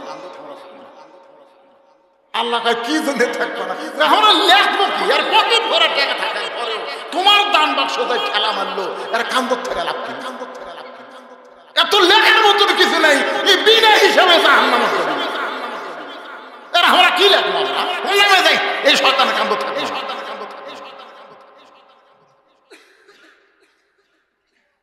জীবনের শেষ ওয়াজ মনে করে ওয়াজ করতে দিলাম, মনে কষ্ট নিচ্ছেন? গেছেন যারা ওই আদায়ের সময় গেছেন, অসুবিধা নেই, চিটা পাতান চলে গেছে, ধানগুলো সব আছে তো। আপনাদের মধ্যে 50 জন আল্লাহর বান্দার চাচ্ছি ভাই, যারা বাপ মার কবরকে জান্নাত বানানোর জন্য এই মাদ্রাসায় একটা কোরআন শরীফ দান করবেন, যে কোরআনের দাম মাত্র 200 টাকা। মাত্র 200 টাকার একটা কোরআন, 200 টাকা দিবেন, একটা কোরআন দানের সব হবে। আল্লাহ আপনার বাপ মার কবরকে জান্নাত বানায় দেবে। ভাই 200 টাকা নগদ দেয় ভাই, যান দিয়ে আসেন ভাই, দেখি মাত্র 50 জন আল্লাহর বান্দা চাই। মাশাআল্লাহ মাশাআল্লাহ বলার সঙ্গে সঙ্গে একজন আল্লাহর পাগল পাওয়া গেছে। আল্লাহ তোমার যে বান্দা কোরআনকে মহব্বত করে বাপ মার রুহের মাগফিরাতে আল্লাহ নবীর মাদ্রাসায় কোরআন বাবদ 200 টাকা দান করেছে, আল্লাহ তার দানকে কবুল করেন। আল্লাহ আল্লাহ একটা কোরআন দানের সওয়াব দেন। দ্বারা আমরা মনে করেছি ফিতনাকে মহব্বত করে, কিন্তু আপনি কোরআনের আয়াত দিয়ে যখন ব্যাখ্যা করে দিলেন তখন সকলেই তো আমরা সম্পদার সন্তানকে মহব্বত করি ফিতনা জানার পরেও। কারণ ফিতনার কথা বলেছেন কে? কি বলতেছেন? ইন্নামা আমওয়ালুকুম ওয়া আওলাদুকুম ফিতনা, নিশ্চয় তোমাদের সম্পদ এবং সন্তান হলো বিপদের কারণ, ফিতনা স্বরূপ। তারপরেও সন্তান এবং সম্পদকে আমরা ভালোবাসি, ধরে গান কথা ঠিক কিনা? আলী বলতেছেন এই ব্যক্তিটা তার ছেলেকে ভালোবাসে, যার কারণে বলেছে ইন্নী উহিব্বুল ফিতনা, আমি ফিতনাকে মহব্বত করি। এটা তার নিজের কথা না, এটা হলো আমার আল্লাহর কথা। আর উমর বলতেছে আলী রে, তাহলে লোকটা যে বললো ইকরাহুল হক, আমি হককে পছন্দ করি না, অথচ আল্লাহ কোরআন শরীফের মধ্যে বলেছেন ওয়াতাওয়াসাউ বিল হক, হকের ওয়াজ করতে হবে, হকের কথা বলতে হবে। আর এই ছেলের বাবা বলতেছে আমি হককে পছন্দ করি না। আলী বলতেছে খালি ওই ছেলের বাবা না, আমিও না, আপনিও না, আমরা কেউ হককে পছন্দ করি না। সমস্ত সাহাবীরা বলতেছে আলী আপনি জ্ঞানের সম্রাট হবার পারেন, তারপরে এমন কথা কেমনে বলেন? আলী বলতেছেন আল্লাহ বলেছেন যাআত সাকারাতুল মাউত হাক্কুন, প্রত্যেকটা মানুষের জীবনে মৃত্যু হক, মৃত্যুর চাইতে হক কিছুই নাই। তারপরেও দুনিয়ার কেউ মৃত্যুকে পছন্দ করে না। যেরকম ঠিক স্বামীর ক্যান্সার হয়েছে, ডাক্তার বলছে 2 মাস পরে মরবে, বউ খালি একই গান গায়, আল্লাহ আমার হায়াত স্বামীকে দাও, স্বামীর মৃত্যু আমাকে দাও। আল্লাহ মেয়ে মানুষ মরে গেলে কোনো অসুবিধা নেই আল্লাহ, কিন্তু আমার স্বামী মরলে কি? আল্লাহ আল্লাহ আমার হায়াত স্বামীকে দাও আর স্বামীর মৃত্যু আমার দাও। স্বামী খালি কান দেওয়ার কয় আল্লাহ রে, এমন একটা বউ আছে রে যে বউ নিজেই মরবার চায়, ওর হায়াত আমার দিবার চায়, কিন্তু ওই বাড়িতে একটা আইডিয়া গরু। কি গরু? গভীর রাত্রে দড়ি ছেড়ে, দড়ি ছেড়া খাওয়ার জন্য খালি ঘুরতেছে, দরজা বন্ধ, বাইরে যাওয়ারও ঘুরতে নেই। আইডিয়া ঘরে আর খাবার খোঁজে, খুঁজতে খুঁজতে সিলভারের পাতিল, পাতিলের কাছে যা দেখে পাতিলের তলা চিটে লাইল, পাতিলের তলাত কি লালি, কিন্তু আইডিয়া খাবার চাই। এই শিং, এই মাথার এই শিং, ছোট ছোট 2 শিং, এই শিং খালি পাল্লের কান্দাত বেজে যায়, জিবে দেখা কিন্তু হাতও পায় না। আইডিয়া তো খাবি, জোর করে দেয় খাবার গেছে, ওই শিং ছোট দেখে পাল্লের মধ্যে ঢুকে গেছে, জোর করে দিয়েছে মাথা ঢুকে গেছে, কিন্তু খাওয়া শেষ, এখন মাথা লড়াই, কিন্তু পাল্লার মাথা আইডিয়া তো 2 পাল্লা দিয়ে গোটা মাথা ঢেকা যায়। ওর গোয়াল ঘর কোনটা, মানুষের ঘর কোনটা? স্বামী স্ত্রী যে ঘরে ঘুমাইছে আইডিয়া ওই ঘর হুম হুম করে ঢুকতেছে। এমন সেই বউ চিল্লাই বলতেছে বাবা আজরাইল ওই যে ক্যান্সার রোগী, বাবা বাবা তুমি আমার দিকে আসতে থেকে ক্যান্সার রোগী বুঝো না, ওই যে ক্যান্সার রোগী। স্বামী ঘুমোর থেকে চেঁচে বলে বউ কি হয়েছে? আজরাইল ঢুকছে গো, আমি তোমার থেকে দিলাম। দিনের বেলা না কইলি আমার হায়াত আল্লাহ স্বামীর দাও, স্বামীর মৃত্যু আমার দাও। বউ বলে মুখে বলা যায়, কিন্তু অন্তর দিয়ে মৃত্যুকে কেউ পছন্দ করে না। ধরে কোন কথা ঠিক কে না? আলী বলতেছেন এই কারণে লোকটা বলেছে ইকরাহুল হক, আমি হককে পছন্দ করি না। এই হক মানে মৃত্যু, দুনিয়ার সবাই জানে আমরা মরে যাব, তারপরে আমরা কেউ মরবার চাই না। এই কারণেই লোকটা বলেছে আমি হককে পছন্দ করি না। ওমর ফারুক বলতে চালি রে, কিন্তু লোকটা যে 3 নম্বর ওয়াজ করলো আসাদু মালাম আরাক, আমি না দেখা জিনিসের সাক্ষী মারি, এইটা কেমন কথা? না দেখা কেমনে সাক্ষী দেওয়া যায়? আলী চোখের পানি বের করে কান্দে। ওমর ফারুক বলে আলী কান্দো কেন? বলে আপনিও দিছেন আমিও দিছি, দুনিয়ার সমস্ত মুসলমান আমরা না দেখেই সাক্ষী দিয়েছি আশহাদু আল্লা ইলাহা ইল্লাল্লাহু ওয়াহদাহু লা শারীকা লাহ। আমরা কোনোদিন আল্লাহকে দেখি নাই, তারপরেও নামাজের মধ্যে আত্তাহিয়াত পড়ার সময় এই আঙ্গুল তুলে আমরা বলি এক আল্লাহ ছাড়া আর কোনো আল্লাহ না। আমরা কোনোদিন আল্লাহ দেখিনি, তারপরও আমরা সাক্ষী দেই। ধরে কোন কথা ঠিক কি না? সঙ্গে সঙ্গে হযরত ওমর এক দৌড়ে গিয়ে জেলখানার দরজা খুলে বলে বেদুইন সাহাবীকে জেলখানা থেকে বের করে দিয়া আলীকে বুকের মধ্যে নিয়ে বলতেছে, আলী রে, তুমি না থাকলে আমরা ধ্বংস হয়ে যেতাম। আজকের আলোচনার ভিতর দিয়ে আমি বাজান অনেক কথাই বলেছি, কোনো কথা বাদ রাখি নাই। আল্লাহ তাআলা এই আলোচনা মোতাবেক আমাদের সবাইকে আমল করে দুনিয়ার ফল জোগাড় করব, আখিরাতে সে ফল ভক্ষণ করব। আর দুনিয়া ও মাদরাতুল আখিরা, এই দুনিয়া হলো আখিরাতের আবার যোগ্য একটা জায়গা। ঐতিহাসিক কুসুম্বা মসজিদ, এই মসজিদ কোনো লীলা খেলার জায়গা না, এই মসজিদ হলো নামাজ প্রতিষ্ঠা করার জায়গা। ধরে কোন কথা ঠিক কি না? আল্লাহ মসজিদের পাশে মাদ্রাসা, কারণ মাদ্রাসা চালু না রাখলে মসজিদ আবাদ হবে না। আল্লাহ মসজিদকে যেমন কবুল করেছে, এই মাদ্রাসাকেও আল্লাহ তেমন কবুল করুক। জোরে গণ আমিন। সবাই ইস্তেগফার পড়েন, সবাই পড়েন, ভাই আর ওঠেন না, কেউ ওঠেন না। ইস্তেগফার পড়েন, আস্তাগফিরুল্লাহ আস্তাগফিরুল্লাহ আস্তাগফিরুল্লাহ, লা হাওলা ওয়ালা কুওয়াতা ইল্লা বিল্লাহ আলিয়্যিল আযীম। আল্লাহুম্মা সাল্লি আলা মুহাম্মাদ ওয়া আলা আলি মুহাম্মাদ কামা সাল্লাইতা আলা ইব্রাহিম ওয়া আলা আলি ইব্রাহিম ইন্নাকা হামিদুম মাজিদ। আল্লাহুম্মা বারিক আলা মুহাম্মাদ ওয়া আলা আলি মুহাম্মাদ কামা বারাকতা আলা ইব্রাহিম ওয়া আলা আলি ইব্রাহিম ইন্নাকা হামিদুম মাজিদ। আমি খুব অসুস্থ, আপনারাও যারা অসুস্থ আছেন সবাই সবার জন্য দোয়া করব। যারা কবরে গেছে তাদের জন্য আল্লাহুম্মা আমিন। আল্লাহুম্মা আনতাস সালাম ওয়া মিনকাস সালাম, তাবারাকতা ইয়া যাল জালালি ওয়াল ইকরাম। মাবুদ, গোটা বাংলাদেশের মানুষ জানে কুসুম্বা মসজিদ। আল্লাহ যদিও দেখে নাই, কিন্তু টাকার মধ্যে এক সময় মসজিদের ছবি ছিল।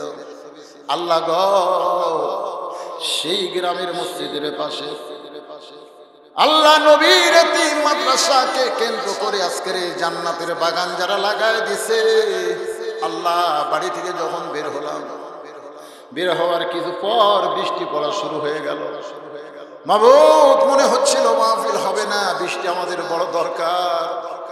আমি তোমাকে বলেছি গাড়ির মধ্যে বারবার, কেউ না জানলেও তুমি শুনেছো। আল্লাহ আল্লাহ, যে মাহফিলটা ছিল রোজার আগে, অসুস্থতার কারণে পারি না। ভাইরা আমাকে দেখবার গেছিল, আমার চেহারা দেখে তারা বলতেছে আমাদের ওয়াজ আগে না, আপনি ভালো হন, সুস্থ হন। আমি ঈদের পরে তারিখ দিলাম, আর সেই তারিখে তুমি বৃষ্টি দিচ্ছ। আল্লাহ, বৃষ্টি দাও, বৃষ্টি লাগবে, কিন্তু মাহফিল হওয়ার পরে তুমি বৃষ্টিটা দিয়া দিও। আল্লাহ, গাড়ি থেকে মাহফিল পর্যন্ত কি দোয়া করেছি। ও মাবুদ মাওলা, হাজার হাজার জনগণ পাই নাই, তবে তোমার বাছাই করা অনেক বান্দাকে নিয়ে তোমার দরবারে হাত তুলেছি। আল্লাহ আল্লাহ, দীর্ঘ সময় আলোচনা করলাম। আলোচনার মধ্যে কোরআন আলোচনা করেছে, হাদিস আলোচনা করেছে, দোয়া দরুদ পড়েছি। যদি ত্রুটি হয়, ভুল হয়, মাফ করে দিও আল্লাহ। আল্লাহ, যতটুকু তোমার দরবারে কবুল হয়েছে, হাদিয়াটুকু কবুল করে রাসূলের রওজা মুবারকে মদিনাতুল মুনাওয়ারায় কবুল করে না। तमाम अंबियाए किराम, असहाबे किराम, ताबिईन किराम, तबा ताबिईन किराम, तमाम पृथिवीर माटिर निचे যারা কবরে চলে গেছে, খাস করে কুসুম্বা মসজিদ প্রতিষ্ঠা করে কবরে যিনি চলে গেছে, আল্লাহ তাদের কবরকে জান্নাতের টুকরা বানিয়ে দাও।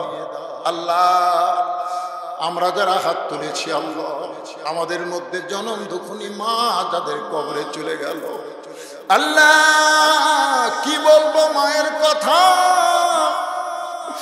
যে মায়ের কোনো তুলনা হয় না। এক ফোঁটা দুধের দাম কাটিয়া গায়ের চাম, পায়ের জুতা বানাইলেও ঋণের শোধ হবে না। এমন মা যাদের কবরে গেছে, আল্লাহ মায়ের কবরটাকে জান্নাতের টুকরা বানিয়ে দাও। বাবার বাড়িঘর সবই আছে, আমি সহ যারা আমরা বাবা হারাম, আল্লাহ বাবার কবর জান্নাতের টুকরা বানিয়ে দাও। আমার সভাপতি সাহেব বলতেছে, ভাইজান 3 মাস আগে কে মারা গেছে? 3 ভাই আপনার মারা গেছে, বাপ মারা গেছে, বাপ মারা গেছে, 3টা ভাই মারা গেছে। আল্লাহ তাদের কবরকে জান্নাতের টুকরা বানিয়ে দেন। আল্লাহ মাদ্রাসাকে কবুল করেন। এই মাদ্রাসায় নগদে বাকিতে যারা যতটুকু দান করেছে, আল্লাহ সকলের দানগুলোকে জান্নাতের বিনিময় হিসাবে কবুল করে নেন। মাবুদ, আমি অসুস্থ, গুনাহগার, পাপিষ্ঠ। আল্লাহ আমার মতো যারা অসুস্থ আছে, আল্লাহ সবাইকে শাফায়ে কুল্লিয়া দান করেন। গোটা বিশ্বের মুসলমানকে আল্লাহ আপনি হেফাজত করেন। আল্লাহ আসমানের বালা আসমানে, জমিনের বালা জমিনে ডাবায় দেন। আল্লাহ দুর্ভিক্ষের হাত থেকে আমার বাংলার জমিনকে হেফাজত করেন। আয় আল্লাহ তাআলা আজকের মাহফিলের প্রধান অতিথি 1 লক্ষ টাকা অনুদান দিবার চেয়েছে, আল্লাহ তাকে মাদ্রাসায় দেওয়ার তৌফিক দিয়ে তার জন্য দোয়া করি, আল্লাহ আপনি কবুল করেন। ও মাবুদ মাওলা, কে কোন নিয়তে হাত তুলেছে আজকের মাহফিলের সম্মানিত সহসভাপতি আমার ভাই মোস্তফা আমিন সাহেব, আল্লাহ বলে আমাকে বলেছিল যে কিছুক্ষণ পরে আমি চলে যাবো ভাইজান। আমরা ভাইজান বেশ সময় কথা বলবো না, কিন্তু বলতে বলতে রাত 1:45 হয়ে গেল। এত দীর্ঘ সময় আমার ভাইটা বসে আছে, আল্লাহ তাকে কবুল করেন। আল্লাহ গোটা কোরআন বিশ্বের কোরআনের পাখিগুলোকে আপনি কবুল করেন। আজকে কাউয়ারা বাহিরে ঘুরতেছে, এত কাউ কাউ করে, তারপরেও বাহিরে ঘুরে, কিন্তু ময়না পাখি জেলখানায় বন্দী হয়ে গেছে। মাবুদ, এই ময়নাগুলোকে খাঁচা থেকে বের করে আবার কোরআনের ময়দানে আসার তৌফিক দিয়া দাও। আল্লাহ মেহেরবানি করে দোয়া কবুল করো। আল্লাহ আল্লাহ রোজা চলে গেছে, ঈদ চলে গেছে। আল্লাহ মাবুদ, অনেক যুবক নিয়ে হাত তুলেছি, মুরব্বী নিয়ে হাত তুলেছি, হাজী সাহেব নিয়ে হাত তুলেছি, আলেম ওলামা নিয়ে হাত তুলেছি। যারা 2 কানাত পছন্দ করো আমার মা বোনেরা পর্দার অন্তরাল আবেদা সালিয়া পর্দার যে কবুল করো।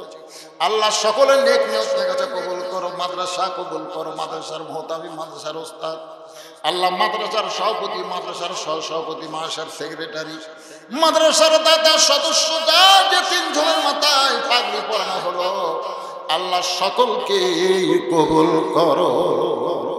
সুবহান রাব্বিকা রাব্বিল ইজ্জাতি আম্মা ইয়াসিফুন ওয়া সালামুন আলাল মুরসালিন আলহামদুলিল্লাহি রাব্বিল আলামিন। ওয়াজাল আখিরাতি কালিমাতুনা ইনদাল মাউত লা ইলাহা, জবান খুলে সকলে পড়েন লা ইলাহা ইল্লাল্লাহু মুহাম্মাদুর রাসূলুল্লাহ সাল্লাল্লাহু আলাইহি ওয়াসাল্লাম। আসসালামু আলাইকুম ওয়া রাহমাতুল্লাহি ওয়া বারাকাতুহু।